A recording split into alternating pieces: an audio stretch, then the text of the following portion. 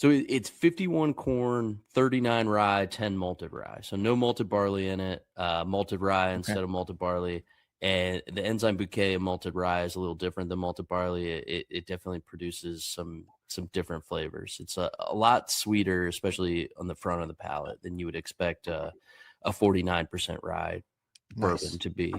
We're doing a handful of single barrels this year that are 100% malted rye. Oh, damn. And they're really, really good. They turned 7 in June, so we've had a handful of them picked, but we're not going to bottle any of them until they turn 7 in June. There'll be a few things unique about 10. 10 will definitely be unique. Maybe adding a mash bill that we haven't seen in Repeal yet. And yeah, 10 will be cool. 10's good. So this is a cask strength 102 proof.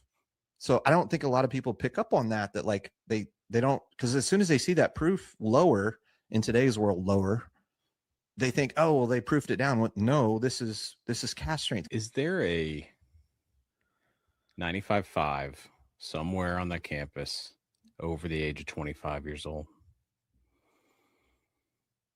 Over the age of 25, probably. Oh shit. Okay. Yeah, there definitely is. Yeah. Is there pushing 30? Maybe. Yeah. Over 30?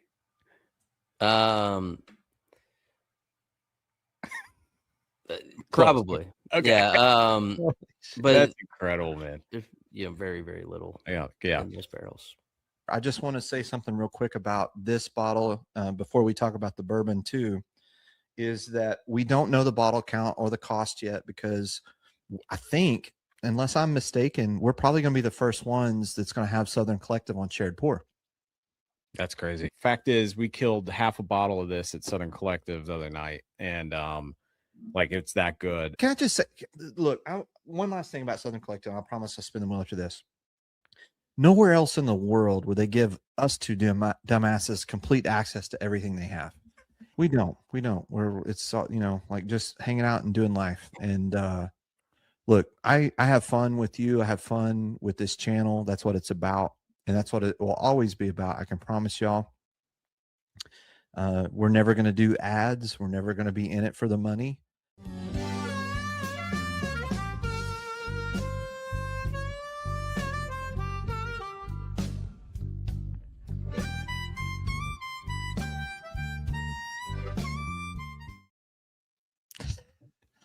What is up, man? What's up, my friend? Ian dropping bombs.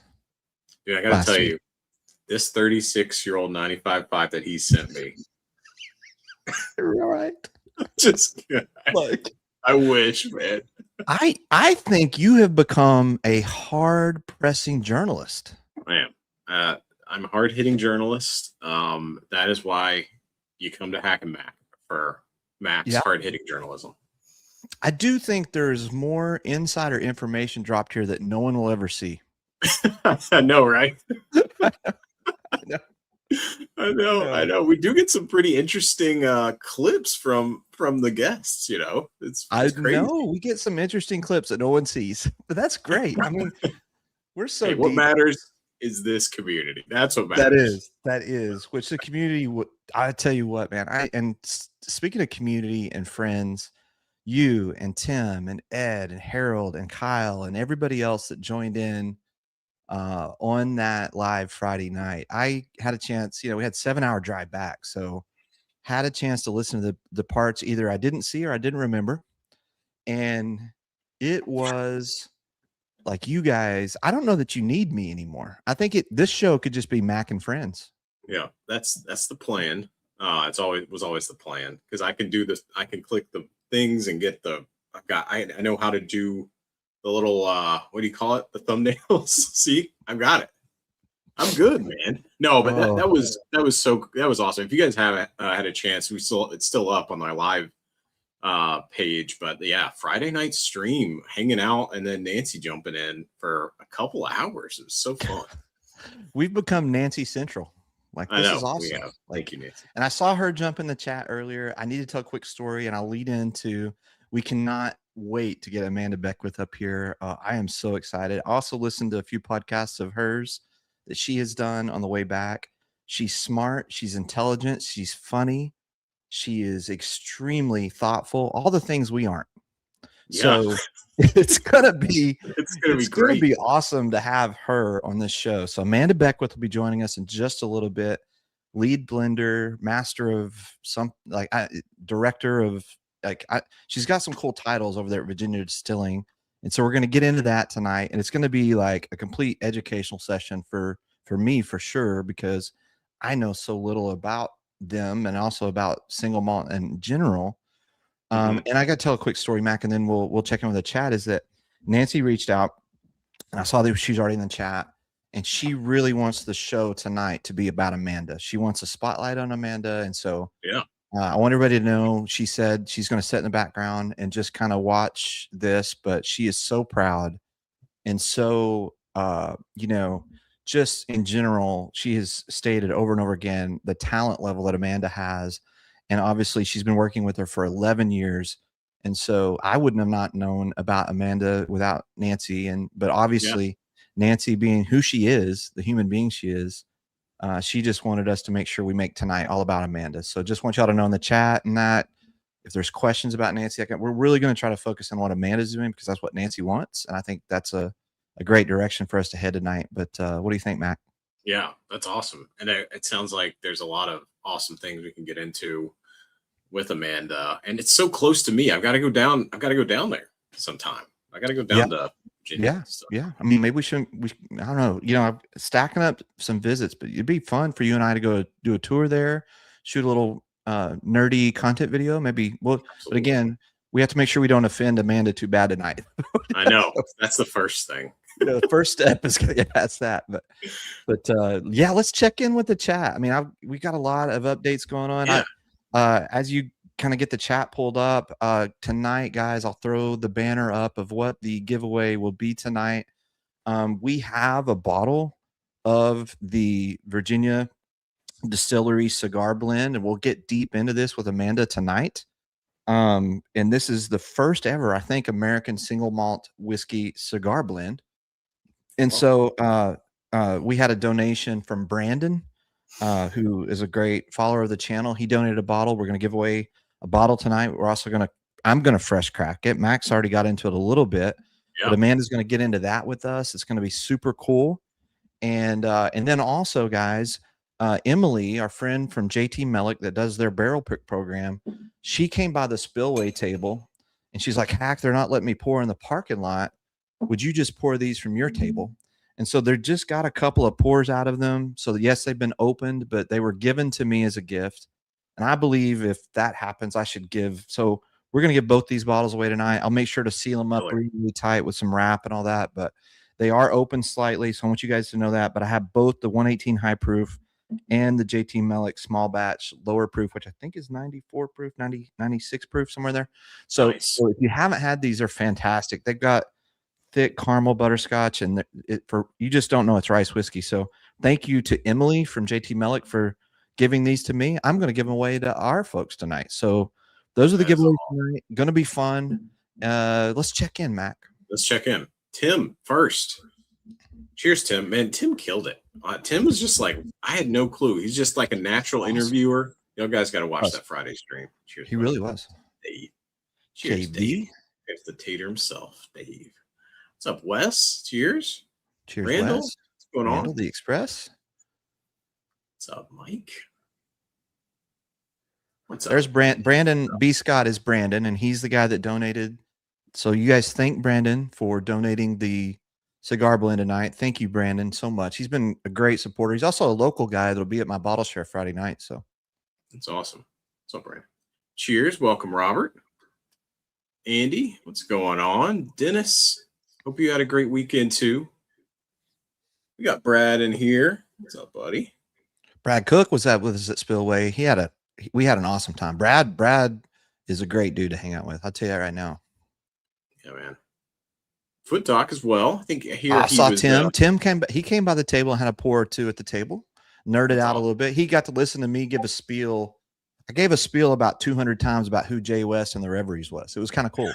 Like, lots of people there that are just not as deep into the whiskey hobby, and Yeah. so I got to tell that story a bunch of times, and there wasn't one single person, Matt, that didn't try. And I don't care if they were a beginner, I don't care if they're a whiskey expert, that did not love our Reveries picks, and that's no bullshit. And we don't have to sell them anymore because we're out, so that's not a sales thing. But literally, everybody was blown away by them. The people, especially the people that never had Reveries. So that's awesome. Nancy, it's awesome to see you. Thanks again for jumping on with us Friday. And this is so cool. You're gonna make her a master blender later this year. Amanda knows that. I hope we're not like I know, dropping some. That's so cool. That's awesome. First pour, what's everyone sipping on? Hack, we're sipping on you got the name of that. That's a long name of a bottle, so I'll let you handle it. It's Germain Robin, which is the Alembic brandy, the Old Havana, which this was a recommendation by Nancy. And so this is one of those good warm-up pours that you're supposed to do when you do cigar blends, so you kind of get the influence of cigar blends. Nice. And at my share Friday night, I'm going to set everybody up with a brandy cognac armagnac journey. And at the end, we're going to do some cigar blends. So I'm going to try to recreate the experience Nancy gave us without the deep educational piece, just the drinking. I love it. It may obviously, that bottle is always going to you, half of it. I've been drinking this thing, man. I love it. I can't wait. I found something, Mac. I need to. Yeah. Tim. I could not remember. So Tim has. So thank you, Tim. Foot Doc is Tim. Another different Tim. Yes, I had a bunch of those conversations. He has a second one that he'd like to give away as well. So we have 2 tonight, guys. I will update the banner real quick. But we have awesome. 2 of those bottles. I thought we had 2, and I could not remember. I also have another one, Hack. So I thought. The one. Yeah, that makes 2. Yeah, yours and then Tim's is 2. Awesome. Yeah. Okay. That's because you got one for me, then Brandon got. So it's one of the. I don't know if anybody in your whiskey groups you like do this where you like do the whiskey carousel and you can't keep up. It happens to me so much that I can't keep up with what's what. So thank you again, Foot Doc. Yes. So we have 2 tonight. Awesome. Frank, cheers. Frank, I'm going to be in Baltimore this weekend, going to the Sagamore drop. So if anyone in DMV is in Baltimore, hit me up. We'll be there. Nancy. Yep, it's about Amanda. We can't wait to have Amanda on. Randall, cheers. What's up, Jay? Good hanging with you this weekend in the chat. Let's see here. We got a bunch of people in here, y'all. Thanks so much. We've got 63 watching right now. This is going to be an awesome show here. Yeah, I'm excited to dig into VDC. All right, who else we got here? World's Worst Bourbon Channel. What's up? Welcome in. We'll fight you for that title. Yeah, I know. I was about to say we can fight you for that. You're not, but maybe second worst. I know. Oh yeah, and then the pipe. That's another thing maybe we'll get into. I used to smoke a pipe. It's been a while. I miss it. Nancy's a big pipe smoker. I want to see you smoke a pipe with a Sherlock Holmes hat. Like the little, what is this? Elementary, my dear Watson. I just feel like it would work. Like the big one? Yeah. Randall, you'll know. What's the name of the big pipe? Randall will know, I think. And Nancy will know too. It's the name of the big fancy pipes.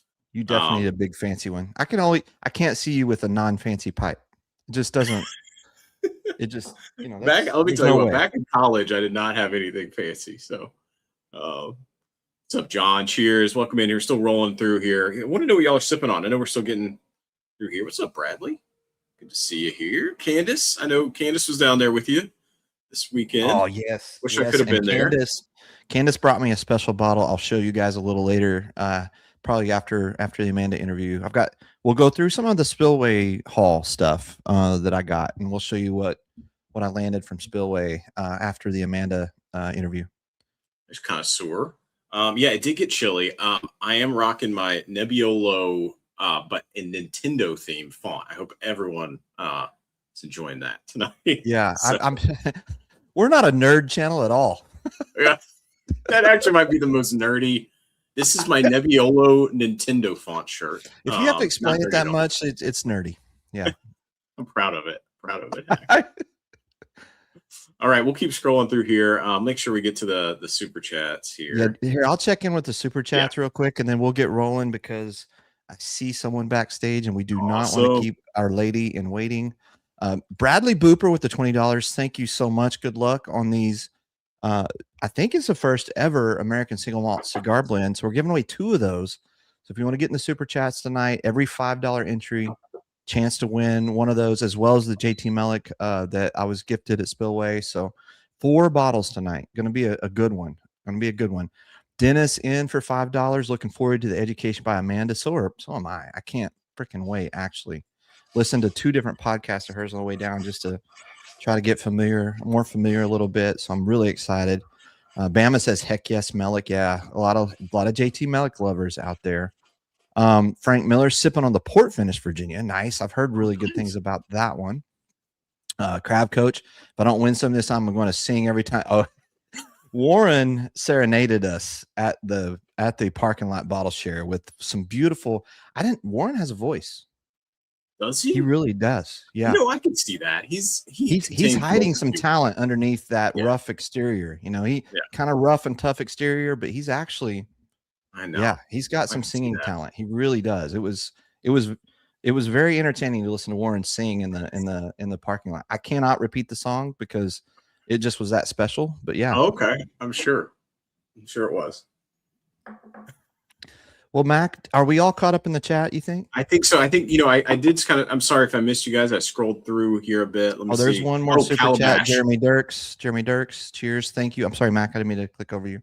The Calabash pipe. That's the name of the big boy. Okay. That's the one. And I think, yeah, that's the one. I gotta get that level thing happening here. But well, what do you think about getting Amanda up here? Let's do it. Let's bring Amanda up to the stage. Without further ado, Miss Amanda Beckwith, welcome in. Welcome in. Good to have you here tonight. Thank you for joining us. Oh, my pleasure. Thanks for having me. Oh, it's so awesome, Amanda. So, our shared friend and your longtime mentor, obviously, she has asked respectfully to be in the background tonight, but she couldn't help but jump in the chat earlier because she is just so excited. I love her that you're so here. much. Yeah. And so I want to set that up is that, she was on with us and we did a 3-hour stream where we drank through her whiskey journey. So I hope you're ready tonight. I love it. Heck yes. No, I don't think we could do like that. That may not ever be repeated on this stream. We promise not to keep recognize what you're drinking right there. Oh, yes. Yeah. So Amanda, she taught us a little bit of how to prep for cigar blends. And so we thought, okay, and this is a bottle that she turned us on to. Mac found it in DC and then he took half and shipped me the other half. And so yeah, I you know a little order something about this to get a bottle. Oh, really? Yeah. Well, tell us about it. Do you like it? Oh yeah. It's such a beautiful piece of history. Jermaine Raban tracing right through to Nancy Fraley and then, now to an American Single Malt Cigar Blend. It's such a fun journey. And I wanted to keep that in mind and be very respectful with what I did. Awesome. So it's so fun to take a step back. Well, we're gonna save the cigar blend for the last part because we're gonna fresh crack it. We're gonna get into it. What I wanted to start with is normally I don't like to do this, but I really want to hear because I listened to some of your stories on different podcasts. And I think people would love to hear it. I would really love to hear, if you don't mind, kind of starting off with telling us about how your whiskey journey started, because it's a really cool story that you told. I think a lot of people grow up in the business where they have family they've done, but your story's different. So I would love for you to share it if you don't mind. Oh, sure. Yeah, it's amazing to look back because this just wasn't a possibility in my mind. I thought I was going to do nonprofit work or, political work somehow. I escaped. Thank goodness. But yeah, I always was really passionate about traveling, history, learning about places through food and drink. And it was before I could even drink whiskey, I was learning about it and studying it. And I did get to drink some in other countries.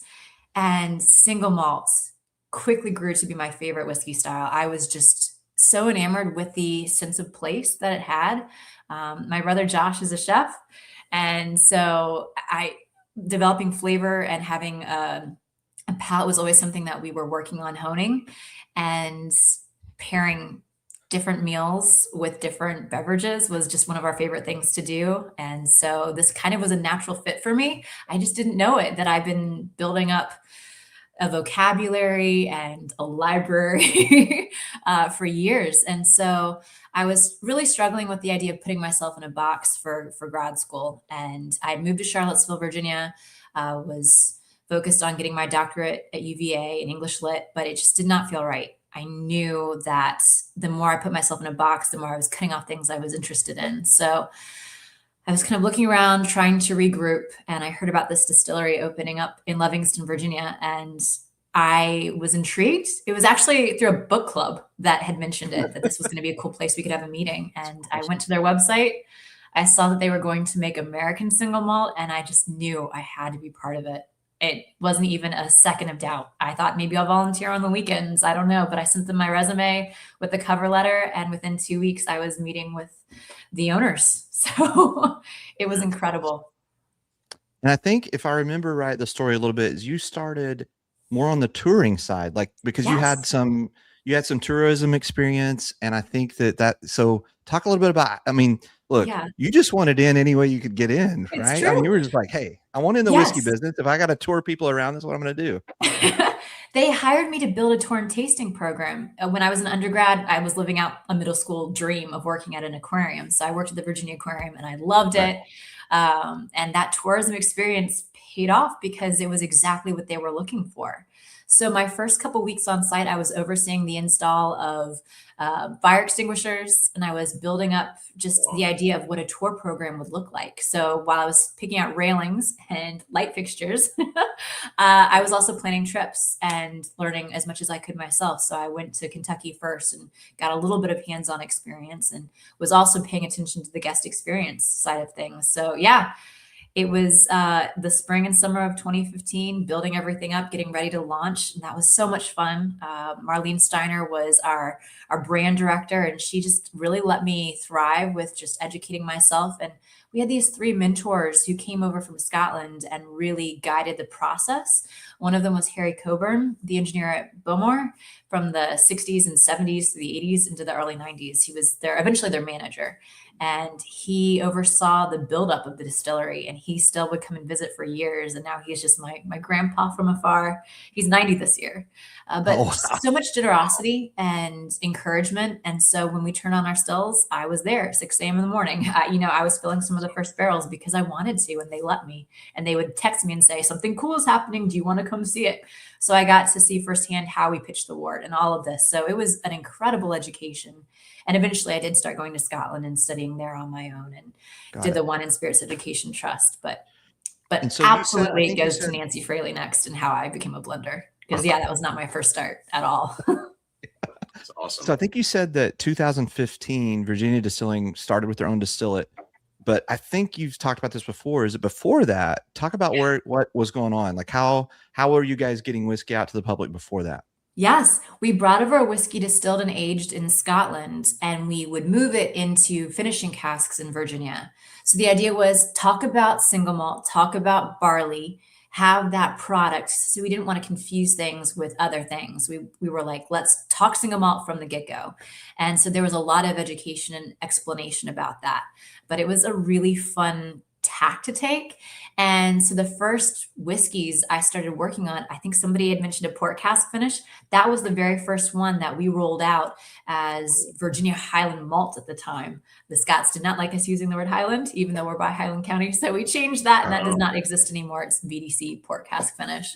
But yeah, that was a lot of fun because it was like, how do we take the old world and the traditions and put a new world spin on it? So I worked with a lot of local wineries and created those relationships. So we did some local port style wine finishes. So it tells you, I think that story tells you a little bit about what the influences were that kind of created, and then where you, but one thing, and I want you to understand something about me for sure. And Mac, I think is maybe a little more educated than I am on this, but like my bourbon and whiskey journey, really, I'm probably 2017, 2018 We had Ian Sturzman on last week, and one of the things he said, which was very intelligent, is that a lot of people think that people that have YouTube channels are experts.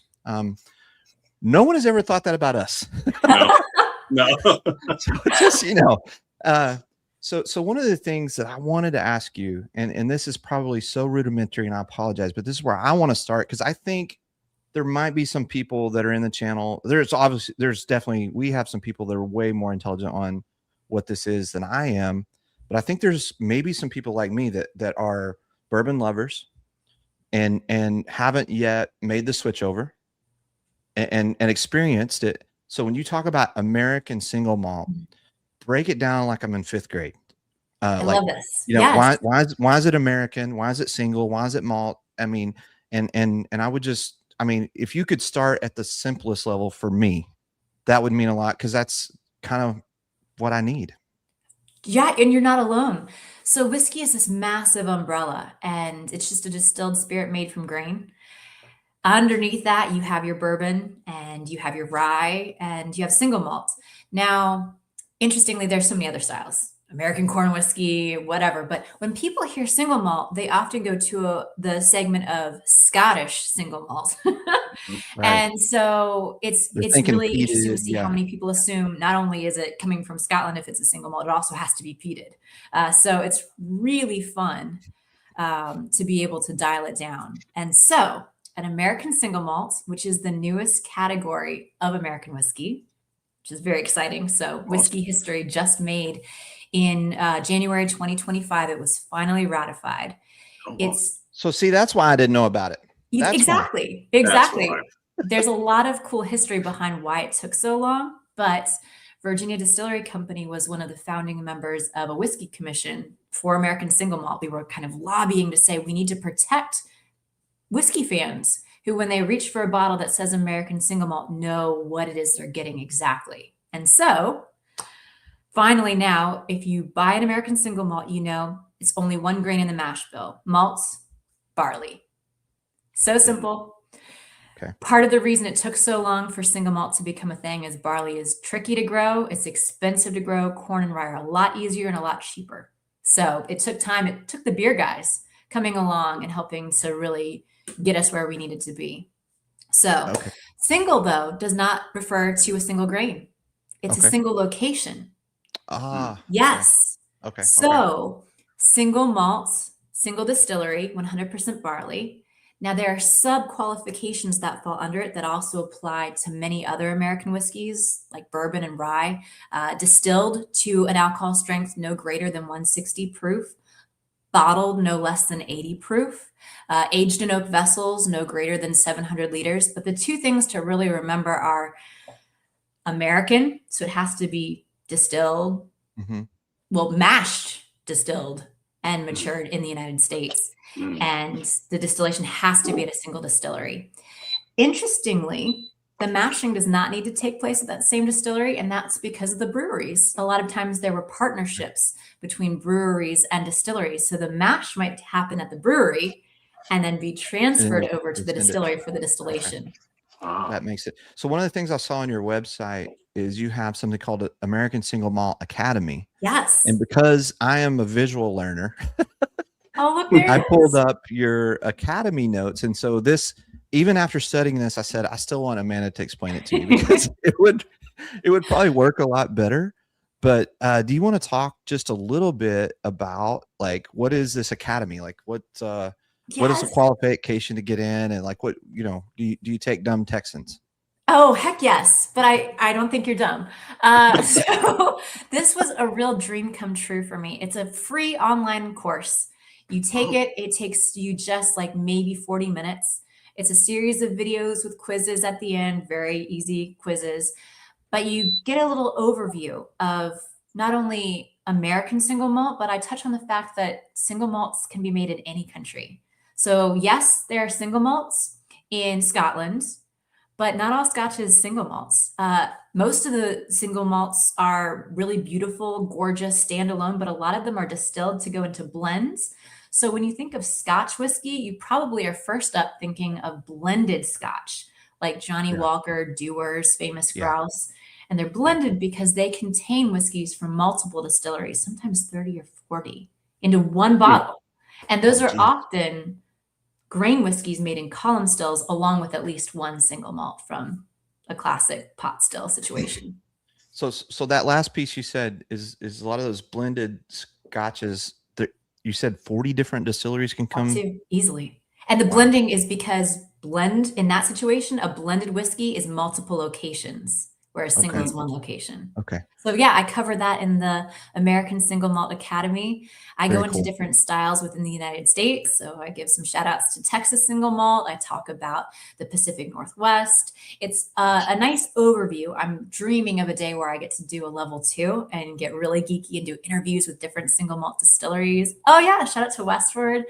It's so exciting to see the different takes on single malt. So if you try one American single malt and it doesn't speak to you, try more, because there are so many incredible takes, and they fall in the big category I talked about, malted barley, a single distillery, those generic qualifications as well. But then you get to play around with things like peat or mesquite or different types of oak and different maturation environments.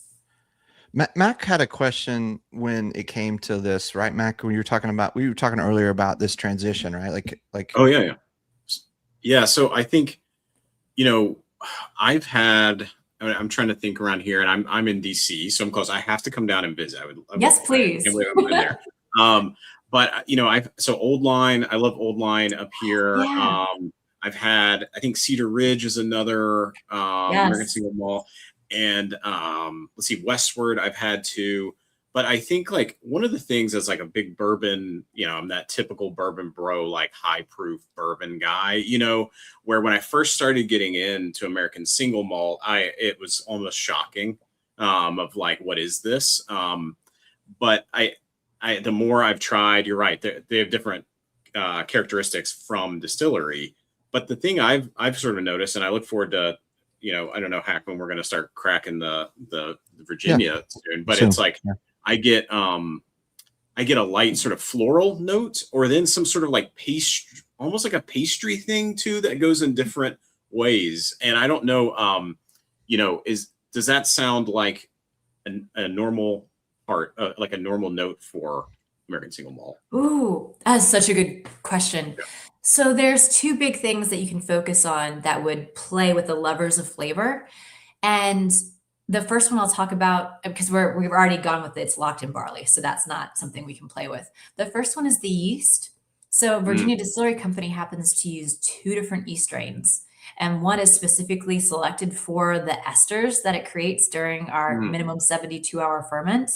So one of my goals is to make sure that I really honor the distillate itself and don't mask those fruit and floral notes. Okay. So that is a big nod to the distillate, and you can change the distillate quite a bit. You could use, even the barley itself, you could do chocolate malts that are going to be more roasty and rich. You could really play up the nuttiness there if you wanted. There are lots of things you could do, but the yeast is where I go for the floral and fruit notes first. And then the casks. Oh, yeah. So say you're using new oak. Yeah. By law, bourbon and rye have to age in new oak. They didn't always, but since well after World War I, they had to. So, new oak is going to bring in the tannins. The oak is going to dominate typically, but we use ex-bourbon barrels for roughly 50% of what we're doing. So that's a big foundation for me in a lot of the blends. So it's a much more gentle dram. And so you're going to have a little bit more of the fruit character still stand strong because it won't be dominated by the oak. And I keep that in mind, but that's my style. Versus say Westward, they love chocolate malts. Westland likes Gariana oak sometimes. So you're going to have very different flavor profiles coming in. Are there, there's a question in the chat, and a lot of us have had some of these too, what are your thoughts on Old Line in Maryland? I have 3 bottles right here. So and people are asking too, Amanda. They all want to know what's behind you back here. They're all like, it's hiding. They're back behind. I think you can see the tops of some of them. Yeah. But and I also have some of the rum. So I have 5 areas of whiskey. It's so bad. And I have You're in good company manager in that room that way. That's awesome. So I was like, it should be behind me. I did. Sorry, no, go ahead. I didn't mean to interrupt you, man. Oh, I have a real whiskey problem because I share whatever I have. I will love not it. keep it closed. I will open it. I will bring it into work. But somehow, no matter how I do it, the moment I kill off one bottle, there are 3 more waiting to take its place on the shelf. So my collection has been known as Hydra for a couple years. You're in good love company. We are Yeah. enablers. I did have one follow-up question on this. Is there a rule for like barrel entry proof? Yes. Okay. Yes, this was a huge learning curve for me. So by law in the United States, the entry proof of whiskey is 62.5 or 125 proof. So it doesn't matter if I'm making American Single Malt or Okay. bourbon, right? It doesn't matter. It's going in at that strength or lower. If I add more water, I can fill more barrels. But it really makes a difference what your maturation environment is like. So a lot of places do use a lower entry proof, and we started filling at about 120 to 122. And I had to learn over years of collecting data that Virginia's subtropical humid climate means that, yes, there's a big angel share with our big temperature swings and alcohol's evaporating, but we have natural reduction in cask because water vapor is getting pulled in. So after aging my whiskey for an average of 10 years, that entry proof of 62.5 is now showing at an average of 59% ABV. So it's going down. Yeah. Wow. So I asked the Humidity distillation probably plays a role. increase Is that to 62.5 to balance that out a bit more after I wanted to experiment for a while. And I was like, yes, let's lock this in. So that's what we do. Interesting. so? I actually have a surprise before we get to the whiskey, Mac. Oh yeah. You and I talked about this. We learned did. something about you, Amanda, and I'm going to put me on the big screen. This is a little bit of a surprise for you, because when I was learning something about you, we know actually that you are a great lover of teas. Yes. And have you ever had, Amanda? Have you ever had a tea party with grown men?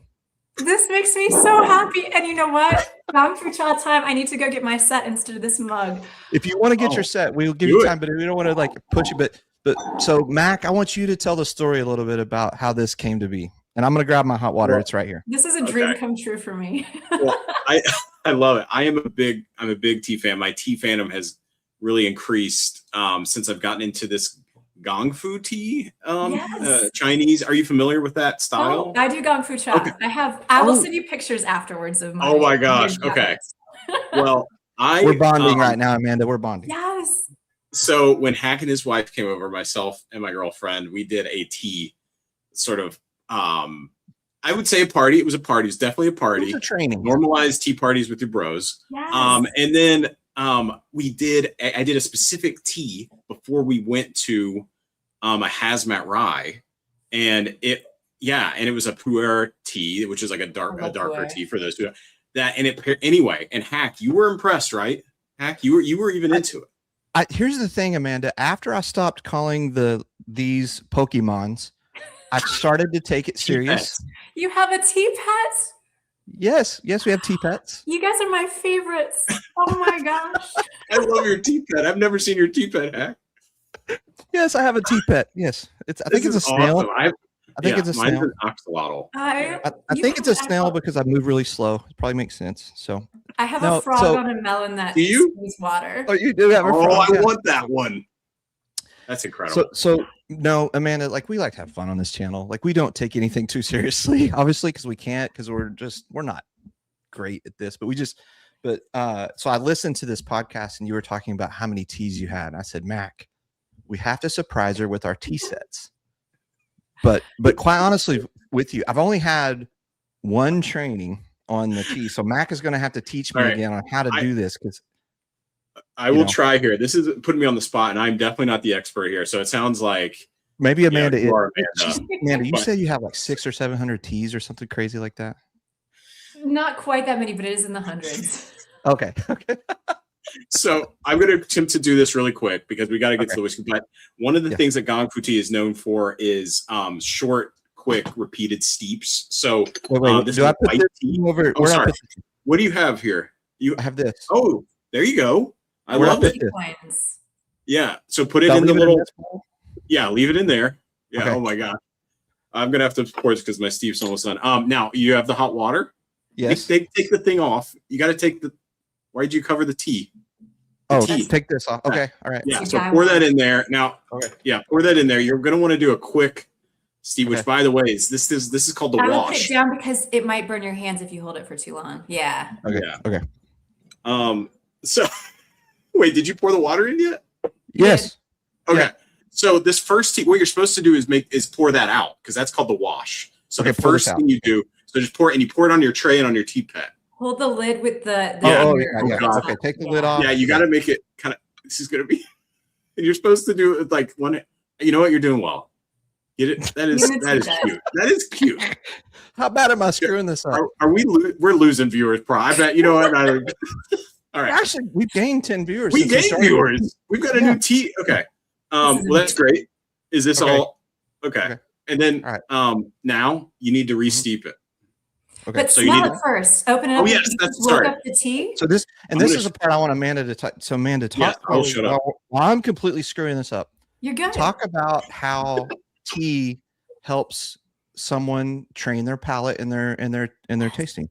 There are so many compounds in tea. It has even more flavor compounds than whiskey by far. Now, it doesn't have the alcohol to elevate the aromas, but yes, you can smell the lid of your guy one. You can smell the cup Yes. and get a lot out of it. Yours is still pretty tight, so I don't know how hot your tea is. Yeah, so I think yours is going to be a pretty light, weak tea. Yeah. But yeah, there's actually a fragrance cup. It looks like a little tulip. And so that is designed specifically for aromas in Gongfu cha. And yeah, it's such a cool experience to be able to just slow down and really smell. And I keep a journal with how many different waters I use or infusions I do. And it's just a great mindset. It is. And one of the things too, that's a great point because because you can re-steep some, right? Up to like 10 times with this 15, and it changes with different temperatures and with different steeps. And I'm starting to find the teas I like the most with the certain temperature. It's a whole thing. Heck. Yes. I am an oolong fanatic. So Are you? Okay. like high mountain Taiwanese oolong, I just lose my mind over. But yeah, you guys are puer. All right, you gotta pour it. Hack. No. Hack, you gotta put. Do you have one of these? Yeah. Okay. You gotta put, and if you have a Justice cup or fairness pitcher. Yeah. I'm still so middle confused, man. Matt. Now pour it in this guy. What is this one called, Amanda? Either a justice cup or a fairness pitcher. Why And the did idea my is this is ball? about Why did my ball service. not release? Why is my ball all Well, tight? because it needs multiple steeps. So Oh. but you need to pour that soon. Okay. Let's do it. Okay. Or it'll start getting bitter and grassy. Yeah. Which is kind of a cool experience too. But Right, because it releases I would say there's a lot tannin level with a high steep, right? Anyway, yeah. So So I need to steep it again. no. yeah, You need get to all the pour water that out out and then Okay. in this. Yeah, go ahead and I'll pour it in into the- that. See, Yep, I don't know. okay. I think I completely screwed this up. I'm just looks no. like You're water. doing great. You're doing great. Look, no, look. I'll get another training from you. We're not gonna No, look. I completely screwed this up, but that was which is delightful. it's not shocking to anyone, Amanda. But maybe what we'll do, I'll just, you know what, I you gotta did try pour it. up- I poured up a cognac. I'm just gonna. All right, look. So back to the cognac. Okay, Cognac and tea, they do pair nicely. they do. Yeah. So listen though, I would tell you this too, Amanda. Like, I grew up in Texas. We lived in a part of Texas where cattle, very important part of the industry, and Mac's first tea he ever gave me sent me back to my childhood of driving by the cattle yards and smelling the manure. So you were in Fort Worth?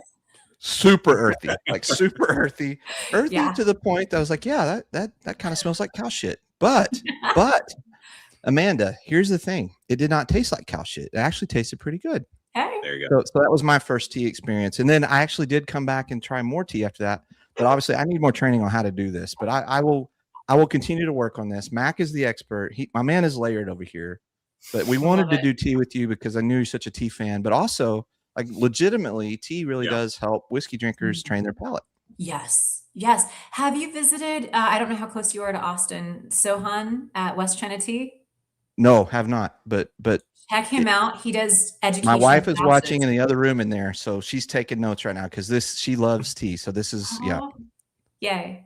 Yeah, check out West China Tea. And Sohan has like a whole video series okay. that he's put together on Gongfu Cha. Awesome. Well, that's next time I'm at Still Austin for a distillery release, we'll do that. Perfect. I'll take Mama Hack over to get you're making my marriage work right now. You really are. Thank you. Yay! Well, hello. Have fun. Okay, since I screwed that segment completely up, Mac. No, you're good. It's amazing. it's a lot of pressure to do that your first time on camera. It's Yeah. because it's hot and it's like anyway. Yeah. We'll do it. But we got to get into the Virginia Distilling Company whiskey here, Hack. Come on. Yes. Hack is so lost. Hack clumsily is very relatable. The merch potential is endless. Hack and Mac Glens, Hack and Mac tea sets, Hack and Mac charcuterie. That's what it's about. It's the merch. Also, Amanda, I quite often have charcuterie live on stream, which that's my favorite. Is and I like being paid in cheese, and I'll leave the other part off. Chocolate and whiskey. Yeah. Oh yeah. I'm there for it. I have to drink my bourbon with my pinky in the air now. Only if it's in a teacup.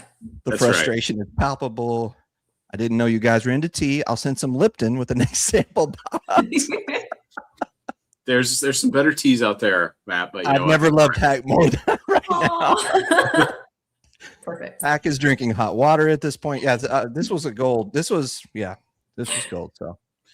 So Hack, I would love to get into some Virginia Distilling Company whiskey. Yes, what do you think? Let's get in. So here's the thing, Amanda. We are such rookies at Virginia Distilling, American Single Malts. I only have your cigar blend, but also a friend of ours, Ed. Shout out to Ed. Yep. He sent us a sample of the Courage and Conviction. And I'll screw this up. Cuvée. Oh, that's one of my favorites. Okay, did I say that right? Was lovely of him. Yeah. Cuvée cask. So this is a 92 proof. So we're gonna try this one, but I wanted while we pour this up, could you explain the difference between Courage and Conviction brand and because I think there's some delineation there. Yeah. Yes. Yeah. We have two main product lines. There's Courage and Conviction American Single Malt, which is all about primary maturation. It's very classical. And then there's VDC, which is a little bit more fun, a little bit more like designed to pair with food and cocktails. And it's more about cask finishing. So two very different takes. Honestly, we're in a lot of different markets. So it's about finding a whiskey for every palate, which is a really fun goal. So I make whiskey that is very different, although there is that house style of orchard fruit and spice. So you know a VDC whiskey when you get it, but there's kind of something for everyone, or that's my fun goal. So yes, the Cuvée cask is such a cool story because I mentioned I had several Scottish mentors who came into the picture early on. And one of them was Dr. Jim Swan, who I have a picture of him actually, I think. Oh, do you? Okay, let's put you on the big screen. Here you go. You know what? I don't know if you guys can see. Oh, yeah. But Harry Coburn is the one beside me on the far side. And then right in the middle is Jim Swan. Cool. And then Andrew Sheehan is on the far side. So Jim Swan was this maturation expert. And he had helped open a lot of distilleries like the Cavalon Distillery in Taiwan. And he told me in 2016, because we brought him in to mentor through 2016 and 2017. He passed away early in 2017.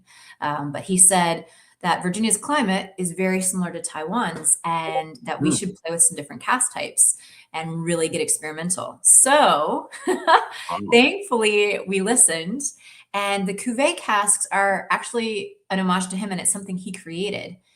It's the idea of taking red wine casks, taking the really good quality wine out, and originally they disassembled them and stave by stave shaved the inner stave just 3 to 5 millimeters to remove some of that wine residue. Then they toasted with indirect heat and then hit with a quick char. So STR is the other name for this cask type. If you've heard of that, shave, toast, char, recooper. Today, we thank goodness don't take them apart stave by stave. There's a machine that goes in. So you just pop the barrel head off. In goes the machine. It rotates it to do the shaving, takes it out, and you put the barrel head back on. Way better. Because anytime you disassemble a cask and then reassemble it, it's more likely to leak. And just need to give a shout out real quick, Amanda. Our friend Ernest, I got to see Ernest at Spillway. Great human being, great person. Ernest. He wanted to donate. He loves tea, but he also loves single malt, and he wants to donate 2 2-ounce samples of VDC Limited. So we do these for our drawings and giveaways. So Ernest, I got you down. Thank you, Ernest. Ernest, 2 VDC limited release. So awesome. So you guys are going to get some more Virginia Distilling headed your way if you win the giveaway tonight. Awesome. Wow. Thank you, Ernest. Cheers. Thank you, sir.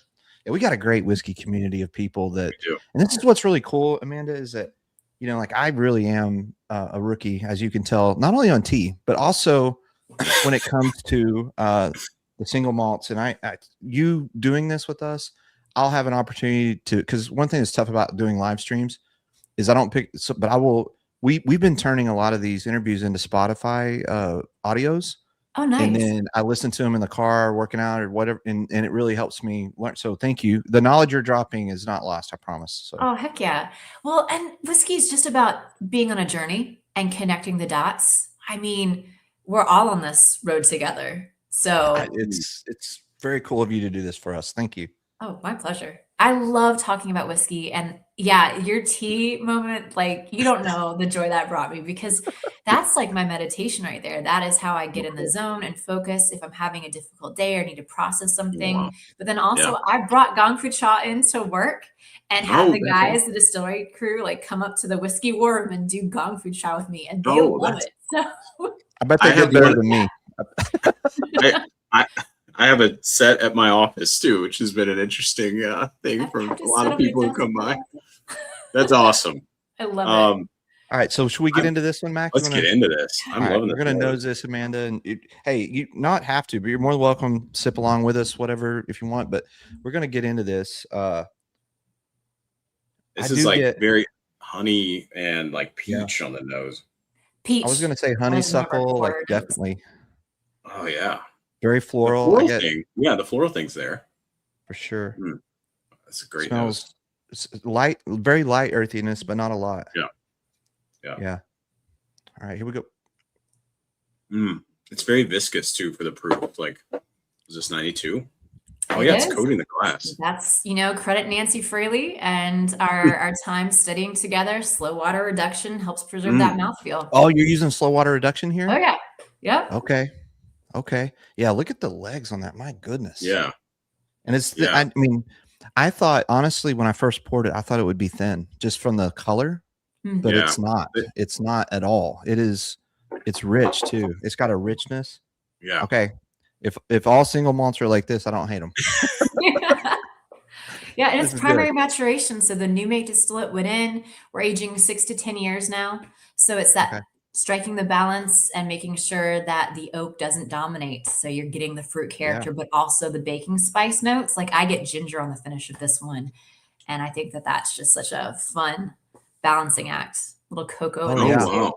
Yeah. Now that yeah. Oh, and I love ginger ale too. It's like one of my favorite sodas. Yeah, this is wow. There's an herbal thing too. Is there like another herb, like some sort of there's a lot of happening here. This is one too where it's like with bourbon and high proof stuff, it's like smacks you in the mouth. You're like, you know what it is. It's a couple notes or this is something you really have to sit with. I would say too, like for me, like this is 92 proof. And okay, I'm just gonna use a tater example. Like if you were to pull like a 90 proof Buffalo Trace off the shelf, it's not gonna have this complexity. No, right? No. Right? Like this has a lot more complexity at 90 proof. So you're getting a lot more in the glass that you can kind of experience from a fun tasting note experience, right? So hey, 210, cheers. Hey, cheers, Todd and Andy. I don't know if you know those guys or not, Amanda, but they're good friends of ours. They've got a channel. They're great people. They've helped us start. They did some picks with Old Line. Nice. Yeah, those guys are amazing too. Like major love for them. And yes, the single casks are fun. Occasionally I'll find just this honey cask and think I want people to experience the way that I am right now. I'm not going to dilute it with any water. And yeah, I do have a preference for higher ABVs, but I also love taking the journey of reducing it down and really being able to control the reduction versus having somebody do it all at once on their own, or having it on the rocks and things get a little muffled. So I like having 92 proof and knowing that it's going to stand up well if people do want it on the rocks or add a drop or two of water. So it's kind of like the balancing act. What is some of the higher proof stuff that you have? Well, all my single casks are at natural cask strength. So yeah, they range again, like we have that average after a decade of 58, 59% ABV. but I have had some 60% ABV releases. And Which how much I think, What'd you yeah. say? 60? You said 60 plus? Oh yeah. That's been the rare ones. And those are from a specific area in the cask house where the sun's beating down on the metal and wow. it's just a little bit. So I feel like we've got an inside joke between some blenders here. So bring us into the I've been wanting to talk about circle as Nancy much as more. you can. Yes. So we were bringing over that whiskey from Scotland and doing the finishing with the port and the cider, and we were lost. Like, this was early on, and we reached out to an expert, Nancy Fraley, and we sent her samples, and she agreed to come on site and do a training with the team. And she did not once but twice, and just so much knowledge, so much generosity, no gatekeeping. And yeah, I ended up working with her one-on-one and also with Marlene Steiner up in the whiskey war room, going through some samples, and we were just writing things down, and we started talking about the cornucopia of flavors. And this was almost a decade ago, and it's just one of my favorite memories. So That's Wow, awesome. that's awesome. Yeah. That's awesome. And she was like, I really want to sit in the background, so Amanda's the star of the show. I don't want people to be overwhelmed, but she couldn't help it. She's she's the such most generous human being. I she's wish such she a wasn't fan here of to hear yours. me talking because she's so humble and modest. But actually, I'm glad she's You're here. not kidding. There's not a better human. There's really not. than I Nancy. wouldn't Like, be where I she's- am today without her. And she advocated for me again and again. And there's no way I would have become lead blender at BDC Well, without her. So maybe that's a good segue, actually. So one of the things when we had Nancy on, right, is we were going through her whiskey journey, and we were deep into the pours, and we got to her cigar blend. First we did Magnus, and then we got into Tanager. And me being from Texas, you can imagine. If you don't notice, like, also we may be slight Nancy fans here. I need to do this on my box. So Amanda, if you've made it when you get an air fragrance holder, so That's right. So good. I had my whiskey friends. They know my love for Nancy, so they did that to tease me. So now she sits right over my shoulder every stream. So as you can She's tell, the angel over your shoulder. Like an angel. Yes, Whiskey angel. She couldn't help me with the tea tonight, but she's there. All right. So let's do the cigar blend, and as we crack this and open it, am I correct in saying that this is the first ever American single malt cigar blend in the world? I think it was the first blended, but I know that Andalusia did a very small rollout of one before this one released. Okay. So it would have to technically be the first, only in the fact that it was blended and complete, but not bottled. Okay. Okay. Yeah. So I'm just going to read for a second for the folks. This is on the bottle. It's, in the foothills of the Blue Ridge Mountains, you will find an award-winning single malt whiskey distillery located in Lovington, Virginia, persisting through a dynamic climate across 4 seasons. Virginia Distilling Company produces world-class single malt whiskey. Our mash bill is always 100% malted barley, and we use fresh spring water from the local mountains. We distill our whiskeys in hand-hammered copper pot stills imported from Scotland, age them in a minimum of 4 years in first fill ex-bourbon barrels, and finish them in a variety of esteemed casks sourced from all over the world. And then on the other side, when you look at the blend, this is really kind of cool. So the cigar blend, expertly crafted to pair beautifully with a fine cigar, this American single malt brings together an imaginative blend of casks: Spanish oak, sherry, port, STR, Chateau Palmer Cabernet, Armagnac, Cognac, and Fino. And a whisper of smoke from rare Islay casks adds depth. So there's a lot going on here. There's a lot going on. I think you got most of that right, Hack. I promise all my boys from Texas understood me. They all did. Good job. Good job. It was a lot to read. Yeah. So now tell us though, like this has been quite the journey for you. I think you talked before that you've been working on this a long time. So tell us, like, what's that like, and what obviously we know the inspiration, but what tell us about the journey here. Yeah, I have to go to April 2024. I was in Armagnac with Nancy. Awesome. Soaking up the knowledge, soaking up the experiences.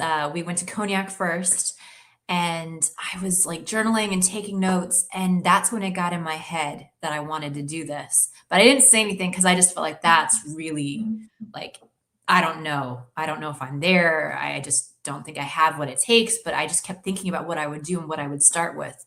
So I got back to Virginia and I started tweaking some things and playing, and I built a foundation.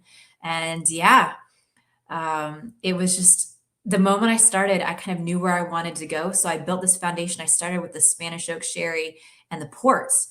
And then I wanted to build off of it with making sure there was the red fruit character, because I think that's a big part, like the luscious red fruit. That would be a good contrast. And then I needed that. I mean, when you look at a cigar blend and when Nancy explains it, and when we were over there in France and you're listening to what it takes, you need the fattiness, the mouthfeel needs to be right.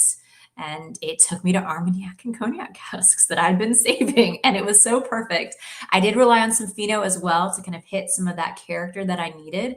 Could you, And for me on that one, could you pause on that one and explain Fino? Because I don't know what that is at all. Could you, Fino sherry is named after Fino Palomino, which is the #1 grape used in sherry production. Okay. So when you think about the Soleras and the casks that are on there, I mean, Fino, it's dry, it's floral. It's got this beautiful balance. And the Fino casks that I gotten back in the day were because of Jim Swan. He said, get all the sherry casks you can, trial it out, see what works for you. And I was nervous about the Fino because Oloroso and PX deliver such a punch very quickly. But the Fino, it was more of a late bloomer. But I started to get this Honey Nut Cheerios note at first, and some candied pineapple coming in. And then it was the jasmine, which as a tea person, that spoke to me. So yeah, I was just so tickled to see this is doing something really complex. And then it was the challenge of I have to make everything harmonious. And again, credit to Nancy for helping me create a framework. I had done the W set and knew how to grade and assess things, but watching her blend using the pyramid method really helped me create my own method. And so as I was building this up, I was able to start layering everything in and creating my pyramid of a good whiskey. And the one thing that I thought was missing was a little cheeky nod to my Scottish grandpas, and to remind people this is a cigar blend. So that's when I went for an Isla cask for that little whiff of peat coming in. So it's all these layers. It's a lot of complexity. I hope I did it well. I hope it tells a story, because that's my point of view. I want it to be a story. And if you don't smoke cigars, I also designed it to pair really beautifully with like a good 70% dark chocolate, because the red fruit note is going to contrast. Everything's going to play off the nuttiness too, and the malt character. But I sat down with a couple of my friends who are cigar smokers, and like I grilled them. And I made them, like, I think they had fun. I think they really enjoyed it. But the first, I'm sure they really hated being guinea pigs. I'm sure they really hated the fact. They were all like, can we take this home with us? So I was like, okay, if they don't want to give up the sample, then I did good. But my real holding my breath moment was taking the first bottle to Nancy, because I knew I was going to go visit her. So I was like, we're not releasing this. We're waiting. And then I showed up with the first one that had come off the bottling line and was like, this is for you. And I was holding my breath. Wow. You weren't nervous at all in that moment, I'm sure. Well, I wanted to do her proud, and I wanted to do the lineage that she'd shared with me proud. And so it mattered. This was the most me I've ever put in a bottle. And I always put some of myself into the whiskey. I can't help it. But this was like, this is my story. That's awesome. Well, I got to tell you on the nose, there is definitely the dark fruit. Like, it is the darkest fruit nose. Like, it is so dark fruit. Very stewed notes, like stewed cherry. Like, there is tons of that here. Tons of that. And it's also, I mean, I haven't sipped it yet, but I think here's the thing too, is like, for me with cigar blends, I'm not a cigar smoker. I just like, and Nancy talks about the rancio notes and what they do. And I'm still really kind of learning what that is. But I think, the term that I used, which was a lot less intelligent, is I like fat kid whiskey. I just like that desserty, fruity pour. And I think a lot of the esters that are put off from those rancio notes, they tend to track those. And so I get a lot of those on the nose, actually. Yeah, absolutely. And I mean, this nose is incredible. I just took a sip too. Also, look at the legs here. That's another thing too. What proof are we 108. Nice proof there. Youngest How did you component is land? 7 years, and yeah, 54% ABV.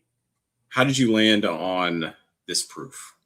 I tried out a lot of different proofs, and I knew I wanted it to be at least over 50%. I wanted it to have the structure and the alcohol character, but I wanted to hit this point where there was a really good viscosity and balance with everything. And I made 3 prototypes just changing up the ABV, and this one sang to me. Yeah. But again, it works really well if you do add some water or have it on the rocks. Like, it still shines really beautifully, but I went a little higher. Our friend Marty, who is actually Nancy's cousin, has his own channel, Whiskey Knows. He's tasting along with us in the background right now. And he says, if you told me this was, and I'll correct myself this time, Islay Scotch, I wouldn't believe, I think you meant to say, I wouldn't believe you. The finish and the baking spices are so long and hit older than 7 years to me. Congratulations, Amanda. Oh, thank you so much. Yeah, having that Isla cask was just so fun. And again, a good nod to Harry Coburn in particular. So he hasn't gotten to try this yet. I'm hoping to go visit him at the end of the year because he's about to turn 90. And so this would probably be his little birthday gift. So I think, here's the thing is I approach this very nervously because I am not a Scotch drinker. I'm not a malt, some of the first malts that I've enjoyed are actually Chattanooga, Tennessee high malts. Like, I've liked those a lot. Okay. So I can't really tell you I've had a long journey in American single malts. I know I've had some that I didn't like, and I won't name those brands because I'm going to be respectful, but I just didn't. But this has a very dark, deep, rich notes. And I think if you like those, if you like the intense, deep, dark, rich notes, you definitely are going to like this. Like, it's a very intense pour. I think, I don't pretend with my lack of knowledge around, Scotch and single malts. I think this would be a very good entry for someone that hasn't experienced some of those things like me and still really thoroughly enjoy it. Like, I honestly, I really like it. And I was prepared to not, just because I was so nervous to do a fresh crack on stream, but I said, you know what? I'm a very genuine person. I want to be honest. And I wouldn't say, oh man, this is bad. I would just, but the truth is I really enjoy it. It's very good. And I think too, coming at it from a bourbon drinker's perspective, you just have to, this is different than like a Tanager, this is a very different thing. And it has so many layers. I get like a chocolate cordial, like cherry thing. I get a floral, I get like a jasmine tea kind of thing. Yes. Like you mentioned, like I get picking up the pheno. I love it. Okay. Awesome. And then, like, as someone who's not a big Scotch person, there's just a hint in there of this that almost sort of carries it really carries this through. And I'm thinking I used to be a big cigar pipe smoker. I since kind of shut that down because I only wanted a few vices, right? Like I can't keep gotta pick and choose. Yeah. But like, I think like this would be really great with it. I think too, I'd love to hear from you. I do also get a pastry thing, and I don't know what that is. What is that? And is that crazy? Okay. Yeah. So it's funny. I think you're really focused on the pheno because there's something like honeycomb and floral. So that brings in almost like a honeyed brioche note for me sometimes. Oh, brioche. But the layering for me, even I use some Chateau Palmer casks in there too. And if you look underneath, there's also this beautiful like Danish pastry note that comes through. And I handpicked the casks because like it's that sort of thing of, the general casks. If you're making a bourbon, you've got new charred oak, so you don't have as much change. But with me and going through all of these, it wasn't only selecting the individual ones, but watching how they played and the contrast that was struck. Because I think when you're smoking a cigar, there's also this balancing act of, okay, you're kind of getting a wash of some things. The smoke is dampening some things and other things rise out or contrast more. It's the same with creating a blend. It's seeing what marries together harmoniously, what masks or covers up, or what becomes jarring. And so even though there's a lot of flavors in this whiskey, I'm looking for something complementary. And so Yeah. it's telling a story, it's taking us through these journeys, it's making you Yeah. want to come back, hopefully for another sip after it kind of dries and gets to that Yeah. spice note. I'm And so, yeah, that's definitely the getting goal. different things each time I taste it, which that's, to me, whiskeys I really love and are fun. Like I've got one whiskey over here that I had at the bottle share this weekend, and it was a butterscotch bomb. It was like a, you Mhm. know, just it was all butterscotch, and it did it really, really well. But that's it. Like, and it was just. But there are certain pours like this that they take you on a journey, and you have them, and you spend a little more time with them. And you're like, oh, I got this time. I really enjoy those, and I think here's the thing I will say too for my fellow new on this journey, whiskey journey, that maybe have just been into bourbon. I would not buy this and think, okay, I'm going to get the same thing I get when I do a cigar blend, or I'm sorry, a Joseph Magnus, or I'm going to get like, is it going to be like that? It's not. It's different. I mean, it's very different, and it's very delicate and complex, and it's got a whole bunch going on, but it's definitely not that bourbon profile. And I don't want people to buy it and think, oh, I'm gonna get, because several people in the chat have posted, man, they're like, I just bought it. Nice. I think what we did tonight, the journey of you explaining to me, and then my failed attempt at trying to do tea, but no, seriously, no. I think the journey you did tonight to explain what American malt is, and then to kind of help mentally get in that mindset of like, okay, this is what I'm going to expect, rather than going into it and going, oh, I'm going to get this fat kid whiskey bourbon, which that's not what this is. Honestly, it's not. But it doesn't mean that it's not fantastic. It is. It's just, it is different. And I think from a consumer standpoint, I wouldn't want someone to think, oh, and then, but spend some time with it, learn a little bit more about single malts and what they can do, and go on that journey with this. I thank you for doing that with me, because I think that really helped set up me mentally for this pour. I love the tea so much because it is that reminder of slowing down and nosing first. And roughly 70% of taste really comes from the aroma. So slowing down, doing the sensory time, focusing on a priming sip, the mouthfeel, all of that. When you slow down and take the journey, it's so rich and rewarding. But it is true. Like if your comfort blanket or familiarity is just one thing, it does take time, but it's, again, like such a great journey to start exploring and seeing what speaks to you. Well, It's also your mentor just jumped in here with a big super chat. I think she wants to win a bottle. She says Amanda Cigar Blend is the complex cigar blends I've ever had. The fatty acids, esters from the malt, and the yeast strains and cask influence are just brilliant. And the Rancio note is definitely there too. It pairs perfectly with her pipe. So yeah, I think you have the stamp of approval from the person that matters.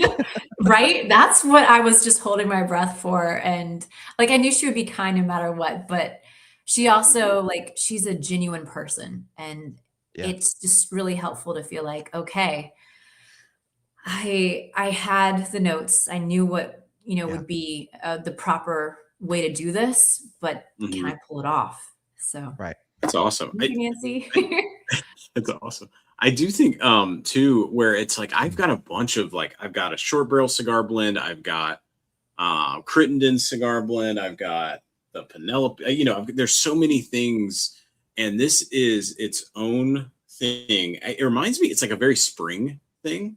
And I get another thing here, which I don't get on any of those. There's an effervescent quality. Is that what is that? Do you get that, Hacker? And also yes. Amanda, maybe it's the light, maybe it's the floral component that I'm getting to, but it almost like pops on the palate. Yes.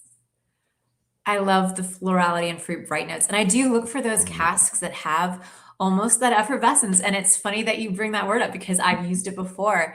And I think, again, I credit the yeast a lot for that quality in our distillate.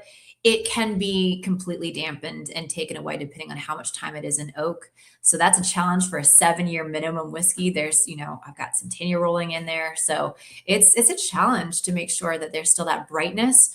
But I think for a really good complex whiskey, you're going to pay attention to things like that. And especially if you're pairing it with something that's going to kind of dampen down on your palate.